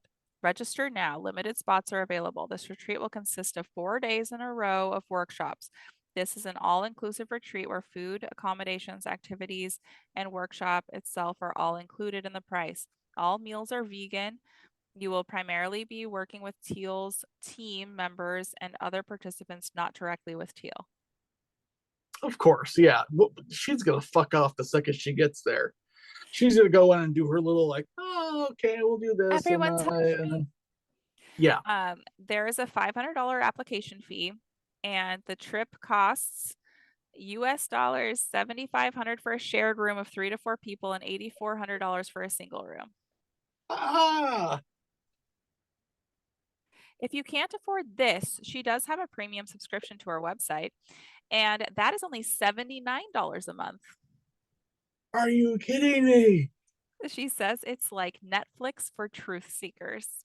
Oh no. And enter only if you are ready to dive into your own truths and truly be healed.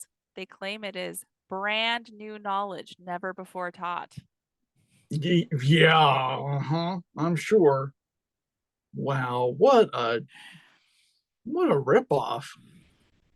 $8,400 to have your own room. It's like the fire festival, but like self-help. Oh gosh, that's hilarious. Like it's probably bare necessities what you're getting here at this like I mean, if you've seen of the documentary, they do follow her down to Costa Rica with her like little groups that she does. But mhm. I was watching some podcasts about people who had been down there, and I know a couple of people who have been into her retreats. Okay. And yeah, it's pretty scary. I mean, it sounds like it. You're going down there and it's just the power of suggestion. Be like, hey, these things happen to you, right, right, right, right, right. And Yeah. here's how you fix it. Okay, Well, there yeah, was good. Here you go.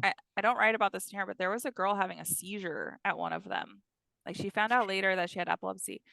And Teal was saying that it was like her inner demons trying to get out. And so Teal like comes over her and starts like screaming over her and like didn't let anyone else touch her. And then like it was just like this very crazy traumatic experience. Not Uh how you handle a seizure, no, essentially. no. Uh Screaming at the person. yeah. Oh I God. mean, there is a healing and like there's like a scream therapy that can be really healing to get like the emotions out and like which is why you want to yell when things happen sometimes. Maybe that when a person is seizing, No. just Uh throwing that out there. Maybe that's not the best time for it. oh Oh my my gosh. gosh. Of course there are things she says that sound and are insightful, but the follow-up and the techniques as well as her belief as she pushes that she is the only one who can help you and give you these insights is where the problem lies. As someone who has been to therapy since I was 7, uh, I know I can sound sometimes like I am providing that service to others because I can use the language that therapists have used with me forever, and then it sounds like I know what I'm talking about. But I mean, because you do, but yes. I'm not trained to actually help other Oh, right. people. Yeah, of course, of course. Like she mimics the things that she went through in therapy, like the verbiage and like the words that they use to try to sound like she is giving sound advice when Right. really Yeah. she's using buzzwords within like the spiritual community. We She call them, we also call them like free floating signifiers, Mhm. things that you can say, and the person has like an idea of what that means. Like the best example I can give you is like family values. Like that's a free floating signifier people love to use. It's a buzzword, right? You say like, yeah, I stand for family values, and you're just like, oh, so it just kind of is your own thought on what does that mean. Yeah, everyone's family has different values. Right. Same with like words like man, woman. Those are also free floating signifiers too, where it's like everyone has a different idea of what a woman is, what a man is, right? Like we Masculine don't. and feminine too. Yep. Yeah. Mm-hmm. Ugh. Stretch marks. Buzzwords though, right? Like buzzwords Yeah. that you throw out there, and people react in the way that you think they're going to because that's what they have instilled in them. Yeah. Yeah. And I will remind you, she is not licensed. She is not a She's therapist. not. She is not trained in providing that service. Not only does she provide light advice, or what is that? I don't know what I was saying there. She is diving in and messing with, life advice. Life advice, light advice. Light advice. She is diving in and messing with people's minds, thinking she knows what she's doing. In my Yeah. opinion, it is a form of Ooh. mind control when Yep. implanting these memories and separating people from their families and loved ones. She seeks out people who have been through traumatic experiences, people contemplating suicide. That's a huge one that she seeks out. People very depressed and looking for a glimmer of hope, people looking for Mhm. acceptance and to be part of a group, people who have abandonment issues. She gives them that hope, not in a tangible thing, but in herself as Right. the one with all the answers. This is so dangerous because she is using what these people are desperate for and pretending to have it for attention, profit, and I think for that sense of importance she has been seeking for her whole life. She puts the world into two categories. So here's where we get where our name, what we're called. Mhm. Her followers and believers are called the Teal Tribe, which she has been using since before she had followers. um, when no one was calling themselves that. Uh, Right. and the Teal Truthers, which are those Oh who no. question her, are calling out any problematic or dangerous behaviors. Hi. Hello, Teal. And let me tell you, there are a lot of people who were in her tribe that are now on the truth side. On the truth side, yeah. And it is funny that the word is truth. Like Mhm. as if that is a bad thing. Watching her call them that, the Teal tribe, shows how much she just loves herself and the attention her name gets. Watching Yep. her, she appears so narcissistic, and I'm not a trained professional in diagnosing, and I can't personally say she has narcissistic personality disorder, but others do say that do have the credentials. Yeah, and it's pretty obvious. I mean, yeah. She even believes that physical ailments all stem from emotional trauma in our Oh, of lives. course.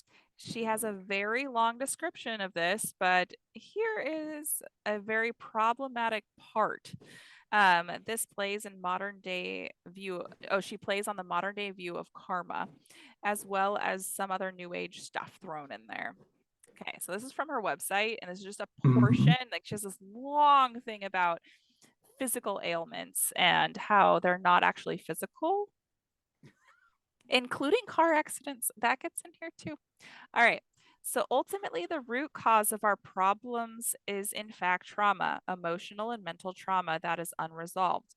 When we think trauma, we need to think much broader than we currently do. Trauma is simply a distressing or unpleasant experience. Looking through this lens, we can see that something as simple as being taught a painful belief about the world is a trauma. Okay, I can understand that. Being Yeah.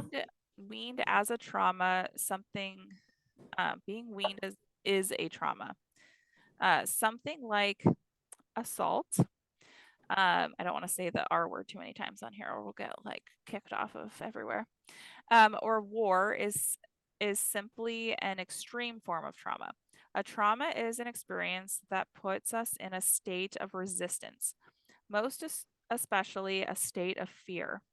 All too often, we survive trauma and disassociate from it instead of move through it and complete it. If we do not find a way to resolve the trauma, it becomes an ailment. It impedes our expansion. It causes the blueprint of our being to be affected, and the physical body manifests as a direct response to that blueprint, which in circumstances can be true. We can have gut issues and stuff because of mental health things going on, or vice versa. Oh yeah, no, that's absolutely true. Okay, I need to not lean on my wrist. That was good. Yeah, don't hurt yourself.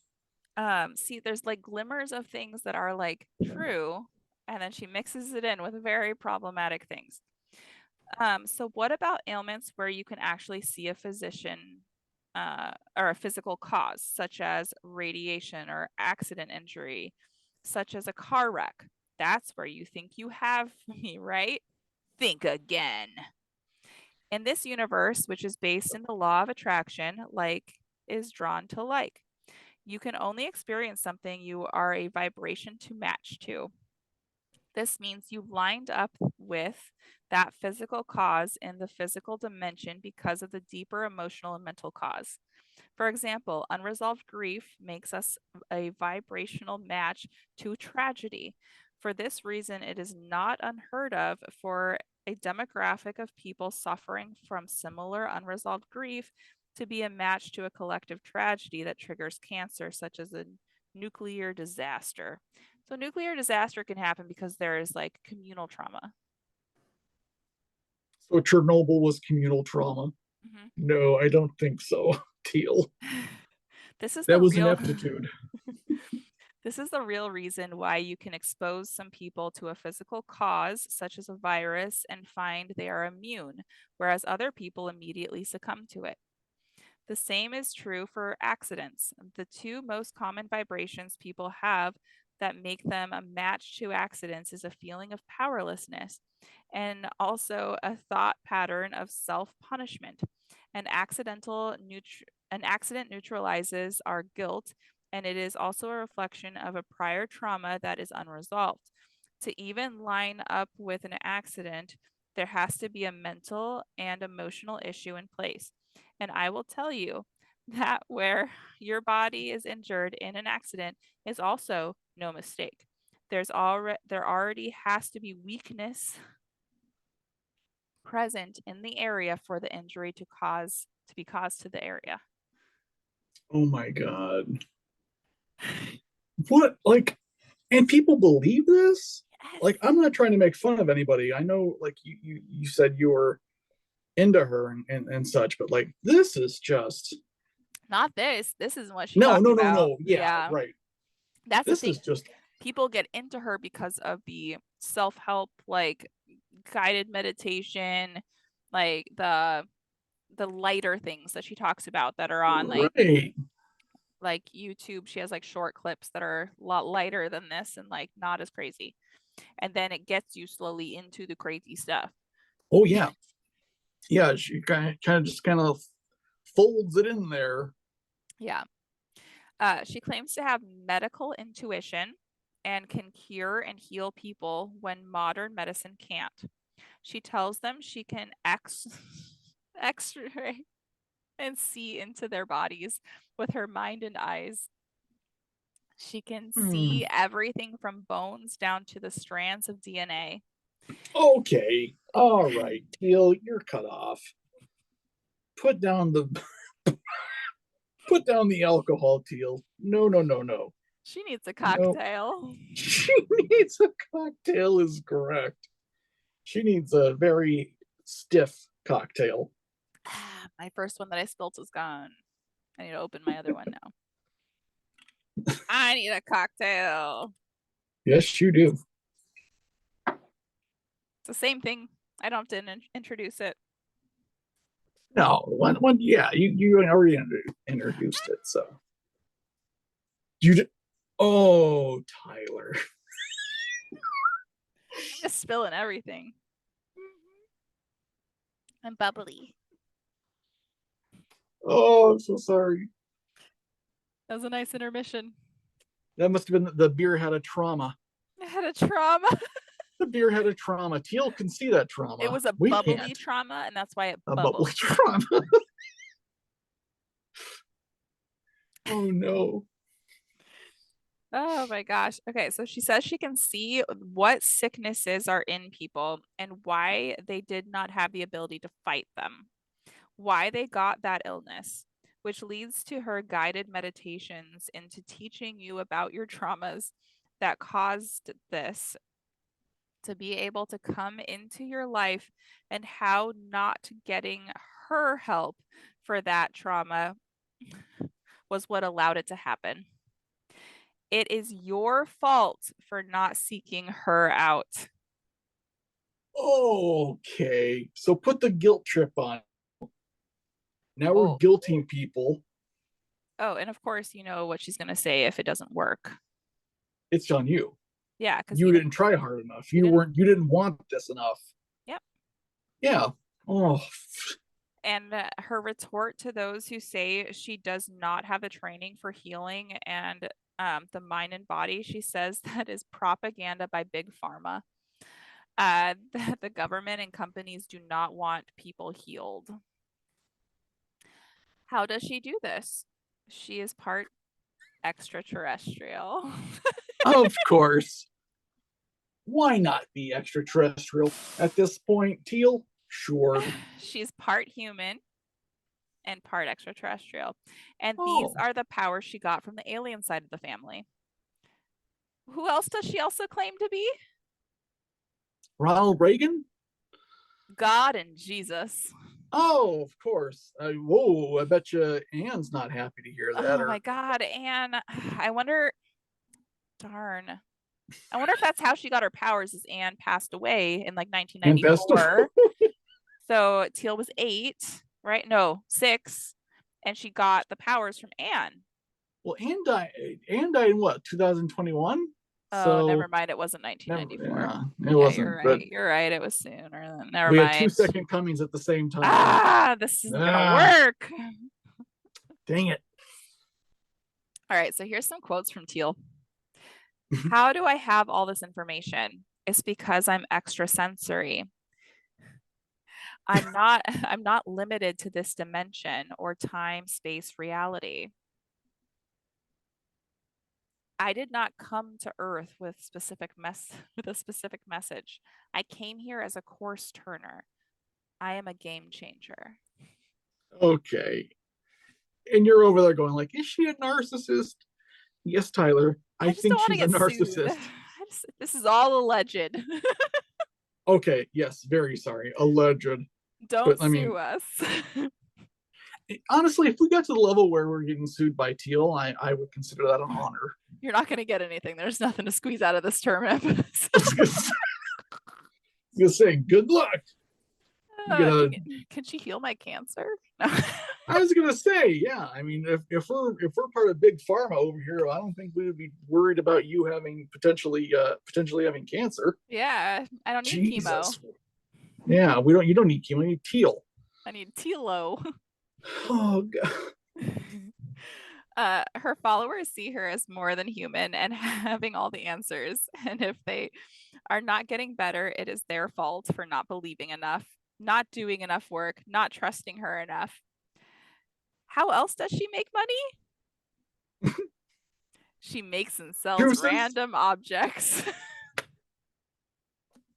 Yep. She makes Okay. little doodads and sells them, and they're healing. They have healing vibrations. They're like beads and glass glued together. She calls them Teal's treasures. Teal's Uh, treasures. she also paints paintings that have healing vibrations in them, and they will heal anyone in the room accepting their healing powers. If it was this easy, Teal, I think we all would have done it already, and it'd be done. They, they're funny. They're not great. Um, Mm-mm. they don't have to be. They have healing vibrations. Oh yes. So the documentary, The Deep End, dives into the retreats, speaking engagements, therapies, etc. And I'm not going to say we are getting the 100% picture of it from the documentary. There's hundreds of hours of filming pushed into 8 episodes, but it is really enlightening. And I watched this as well as her speaking on the episode. So she made her own like episodes responding to the episodes. Mm-hmm. And they are interesting. Terrifying. Yeah. They don't make her look better. No, I'm not surprised. And she even says on them like beforehand that you have no right to like use parts of this. You can't like and it's public domain. Like you can't I even was gonna say, say that. if you put it into the public domain, Teal, that's not how that works No. anymore. Um so she had a servant, for lack of better words, in this documentary and in life for over 10 years named Blake. They used to date, then became best friends, and then he became her servant. He even washes her hair. Like he's the one who washes her hair in the like on the show. It's really weird. Teal does not like that he starts dating a woman named I think her name is Juliana. I wrote a Julia and Juliana on here. Hmm. I'm so sorry. Whichever one is correct. Whichever. Um, Jay. Jay. And he moves her into the house, and Teal is getting vibes that Julia, Jay, should not be in the inner circle. And in response, she creates a contract for the people in the inner circle, saying it is because they have a special life and can no longer live under normal earthly rules. And this contract, this is just a couple of the things on here, okay? One is no Mm, one comes mm. before Teal, Of course. not even your family or children. Of course. Why would they? You can't have any personal boundaries that would affect Teal. They cannot use their own name. If Teal gives you a name, you use that name, which is a tactic that cult leaders use to strip you of your past self and create a new self that you identify with and take away your Right. past. It is a it is a tactic that many cults use. Yeah. In this meeting, she sat Julia, Jay, down and Jay. asked everyone in her inner circle and around the circle, each person to talk about all the reasons Jay was not happy and what she was doing wrong. This did a couple of things. This does a couple of things in a high control group. It creates the us versus them mindset, sets the inner circle above and in the power of another. It also shows the leader that they control you and that you will follow what they're trying to tell you to do. On top of that, it makes you not want to disobey the leader because then you might be in that hot seat and having everyone telling you what's wrong and having the person that you're looking up to sitting there and berating you. Yeah, no thanks. Uh, this all shows Jay that if she goes against Teal again at all, that she will, not that she did, but she will be shunned and no one will come to save her or comfort her. Jay needed to be broken down to be able to follow Teal and see that Teal is above her. But it is clear Teal does not like her the whole documentary. Eventually, Blake does decide to leave the compound to be with Jay. And Teal changes. She seems to realize she is not all powerful. Blake has been with her for over 10 years and he is trying to say goodbye to Teal. Okay, so she is sitting up on the counter, like stoic face. He's about to leave. Hmm. He'd been living with her and with her almost every day for over 10 years. He like comes over and like puts his hand on her leg and is like trying to say goodbye. Like, I care about you. We've been friends for a really long time. She says to him, "You are a fucking loser and you will always be a loser." Like what the fuck? Like his face, like I cried. Like her words were hilarious, but this poor guy, and I'm glad he got Yeah. that closure because I feel like that helped him move on and be able to leave Oh because yeah, absolutely. um oh my gosh. Yeah, I even wrote in there. I was sobbing watching this part. Like he looked defeated. Like he his oh. And she talks about this later on a different documentary or a different podcast that she was like being asked questions on. And she's like, "Well, you didn't get the whole picture. Like there was like hours before that happened of us talking and stuff and you don't see what led up to that." And I'm like, "I don't care what led up to that." Like that.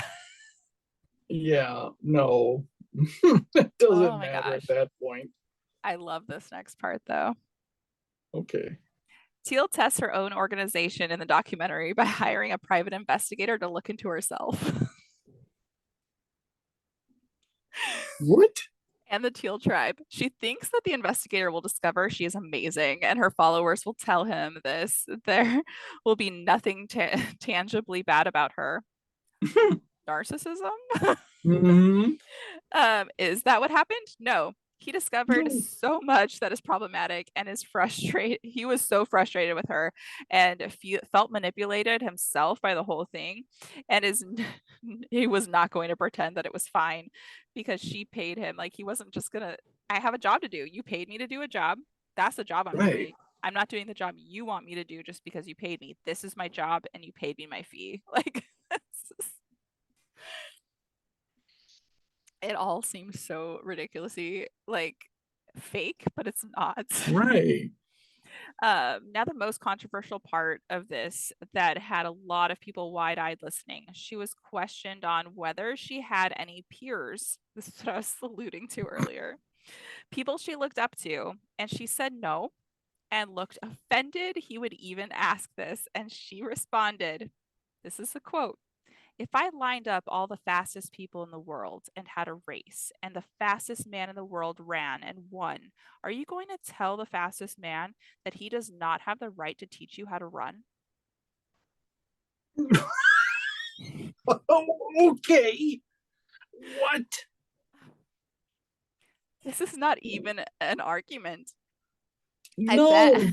I said, I bet that the fastest man still looks up to people, still trains, and has people who keep him in line, has a team of people that help him and listen to him. This is like the strangest argument ever. Like, I Yeah, just, you'd have so much going on if that were the case. and you like, there's pieces of people. Like, maybe you're the best at something, but there's pieces of other people that are better at certain aspects of that thing, but Yeah, altogether you're the best at it. And you would look at them and find pieces of them that you would want to incorporate into yourself to be better. right. Not, I'm the best, I'm just the best, and I don't want to be better because I'm already the As best. as Ben Folds once sang, "There's always someone cooler than you." It's really Like, not that and that's cool. there always will be. You're never the ultimate anything, Hmm. and to live your life thinking you are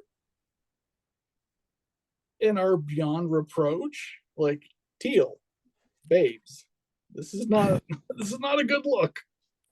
And I do want to give a trigger warning for this next part because I'm going to read some of what her advice is to you if you are thinking about suicide. Oh boy, okay. And it's very problematic. It is not advice that I would give you. It is not advice that anyone on a suicide hotline would give you. It is not advice that would be good. So if Right. you want to skip forward, you can, but just take this as what she's trying to say and not as what you should do. Mm-hmm. And I only took a piece of her website for this, and it is very long. Like, scroll on long about suicide, and Mm-hmm. she's has a lot of videos of her saying that she knows better than other people because she's lived through wanting to kill herself. Therefore, you she knows better than professionals. It's Uh, terrifying. I will also say that most professionals who specialize in this have been there, and that's why they specialize in it. Yeah. Okay, so I have talked about this multiple times through this, but the most dangerous part of this is her stance on how to manage people who are depressed and suicidal. She also seeks them out and tries to get them into her program. So this isn't just people finding her, she seeks them out and tells her followers to find other people that are friends of theirs that are going through similar things. Gosh. And yes, parts of this are okay. But as someone actual who has actually been there myself, the whole thing is problematic, but parts of them show you a little bit of, oh, that makes sense. And then it leads into other things that don't. Right. So here is her guided meditation for people who are thinking about ending their life. All right. Imagine how you want to kill yourself and where you want to kill yourself. Imagine every grisly detail. Imagine who is there and how they will react.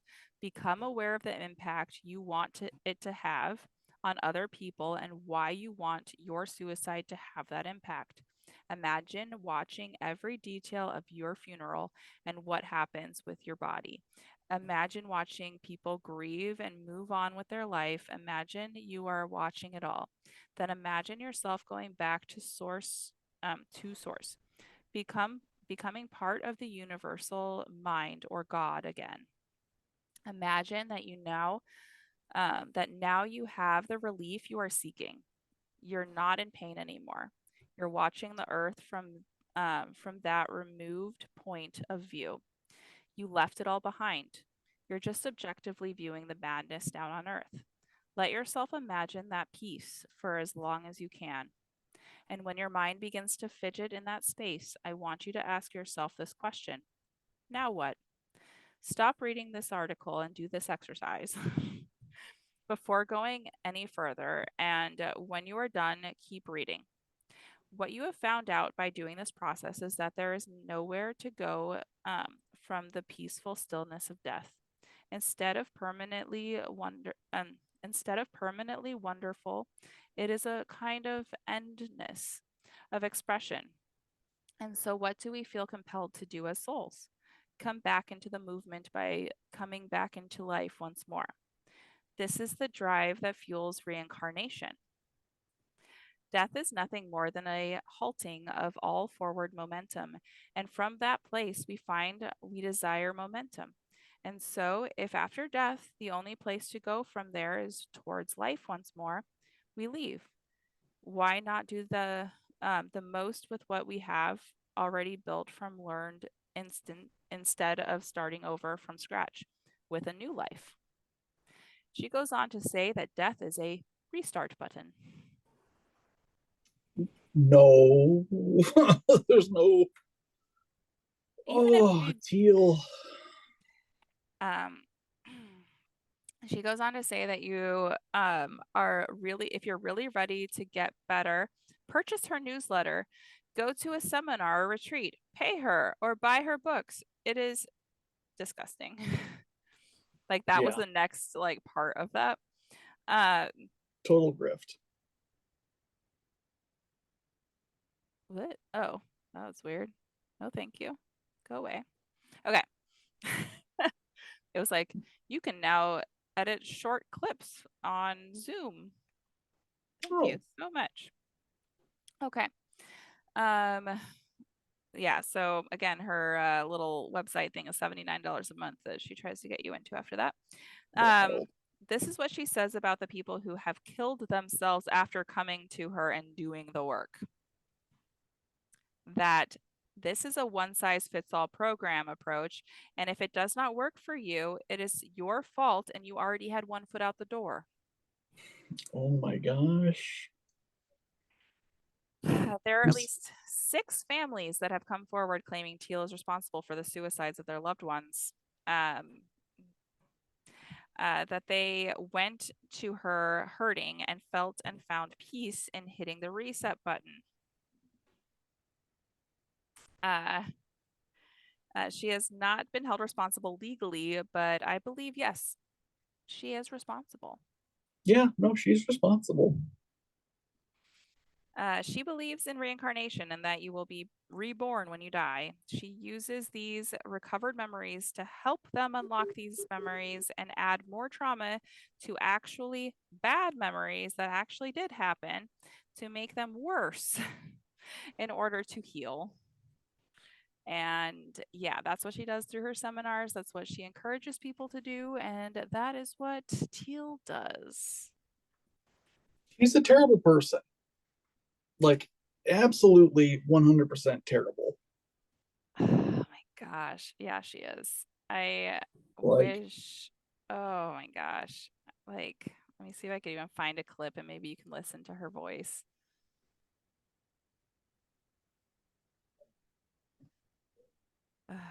She has 873,000 followers on TikTok. She has more on YouTube. That's shocking.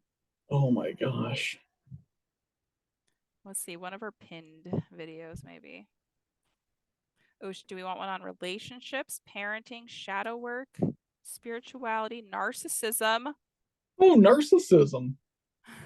success, and That seems a bit purpose? on the nose. Okay, let's see, one on narcissism. Developed this relational adaptation style of codependency have understood that because everybody else is only interested in their own welfare and their own best interests, the best way for them to actually go about surviving and thriving in their environment is to in fact get rid of or give away or not even find in the first place aspects of their identity, to give themselves a way to conform to the expectation of others, to get the approval of others, to fill in with those interests of others. And by doing so, to create this emotional contract that often takes place at a subconscious level, whereby meeting the other people's needs, their own needs somehow get met. You will hear pretty much everywhere that codependents place a lower priority on their own needs while being excessively preoccupied with the needs of others. This is not true. It only looks like that on the outside. The reality is that the preoccupation with the needs of others is their method for getting their own Wow, Teal, sounds like you. Um, you only help others to get your own needs met. She sounds like she's 80. She just like puts on this almost accent or like dialect. You want to see what she looks like? Why not? Okay. I can She's see the actually devil incarnate. like she's actually attractive. That voice, though. Oh, come on. Focus. Focus. Focus. Honestly, she looks rather terrifying. If I say so myself, I can see terror when I look at her. Maybe there's just something in my head going, avoid, avoid. Uh, Wow. oh, my You dad's you sure hit me sending. with a doozy. Yeah, Thanks. my dad's Can sending I me have reusable snow cone cups. snow cone cups? Mhm. So I told you my dad sends me really Oh, right, elaborate right, right, right, right. gifts for Yes. Christmas. So That's right. I have a popcorn machine, a cotton candy machine, and these are like industrial ones. And now a snow cone machine for Christmas and Oh, a karaoke machine, like a nice one that he sent a few years ago. that's amazing. So I have to wrap that bad boy. I don't even know if I have enough wrapping paper for that. Wait, but it's for you, right? It's for the You got to wrap your own family. present. Oh, okay. Still have to I wrap. said I you got to wrapped wrap my your own own present. I present. bought myself those Adventure Time tarot deck, and I wrapped to mom from mom. To mom from mom. Adventure time. It's my only present under the tree. Oh my goodness. Listeners, you must change this. No, okay. Here's the thing. When people send me things and I don't know like if they're presents, I'm gonna open them already. Like I opened your stuff and I'm not gonna Yeah, I wait guess I could have had them gift wrapped, but put them under the tree as a bunch of pickles. jars of pickles gift wrapped. People at Amazon are probably going, "What is my life at this point? I'm gift wrapping pickles." Oh, watch. It'll be like a trans woman and she's like, I get this. I get I get this. it. I get it. I understand completely. I don't know what it is. Like the hormones, they make you want pickles. God bless the pickles. The next episode we record, I should eat the gummy pickle. I gotta see it. I gotta see it happen. Oh, I wouldn't do it without you. Oh, okay. Well, I didn't mean it like that, but yeah, that's a nice sentiment. I like that. Get to You have watch you go. eat it. Yeah, I mean, I hope beyond all hope it's not terrible. If it's just like a dill gelatin. Gelatin dill. I don't know. That still sounds terrible. It sounds pretty awful. I had Sugary dill. I had pickle flavored saltwater taffy. I saw that on Amazon too. They had that, It was and I okay. thought, okay, all right, Yeah, yeah. it I was thought, like okay, that's promise. it was more dilly than vinegary, which is probably for the best. Really, I would rather have vinegar, I think, than dill. Yes, Vinegar can confirm. saltwater taffy? Vinegar, yes, as opposed to dill. I mean, given those two options, give me vinegar. Oh, I don't know. Dill is not my favorite, Oh, it's so good. So, if you say so. if you eat a pickle, do you want like a spicy pickle then? If I eat a pickle, it'd be very rare that I ate a pickle. So you It'd wouldn't like be my sandwich rings that I make. it's well because it's a texture thing. That's all it There's is. no pickles in it. No, but like a texture, like for pickles, it's a texture thing. Like, well, I Okay, can't. I can see that. But they smell so good. Mm. Like I love the smell of pickles. Do you drink the juice? I've never tried the pickle juice. It's good if you're dehydrated. Oh, that salt, I can imagine. Oh, we need to go on live and I'll eat my pickle popsicle. Oh my God, yes. Oh Well, gosh. this has been an episode, Tyler. Let me tell Yeah, you. you have a challenge now for the next one. Apparently, yes. Someone as atrocious as Teal, Or maybe we need a lighter one. a lighter one. I handle the lighter side of things. You You're like, handle all the dark and you're like, now we'll no. do Avon. Avon. We're just going through all the companies at this point.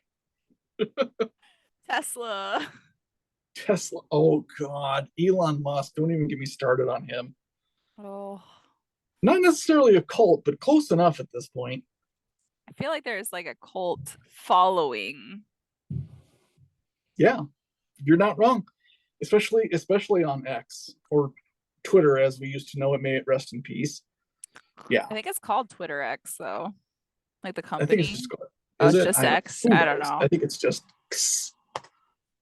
Yeah, I'm not thrilled. I have not been on there in a while, and I only was going on there for podcast stuff, but right. Well, as I'm I told you, I deactivated it once I saw he let Alex Jones back on. I'm just like, no, no, I'm not going to be complicit in this. No, no, thanks. and to my followers, I also want to give I'm sorry that I haven't been making as much content as I am used to making. I've been having a lot of appointments and working, and You're busy. Yeah, you're busy. You got a lot of stuff going on. and honestly, this episode took a couple weeks of research. So, Mm-hmm. um, so I hope that you enjoy the extra research episode. They will. And if they Uh, don't, I'll write them a strongly worded letter. Perfect. And if you go onto YouTube, even if you watched on an one of the podcast sites for audio, if you go onto YouTube and can leave us suggestions for different cults you want to hear, or culty things, or high power group things, doesn't have to be an actual cult.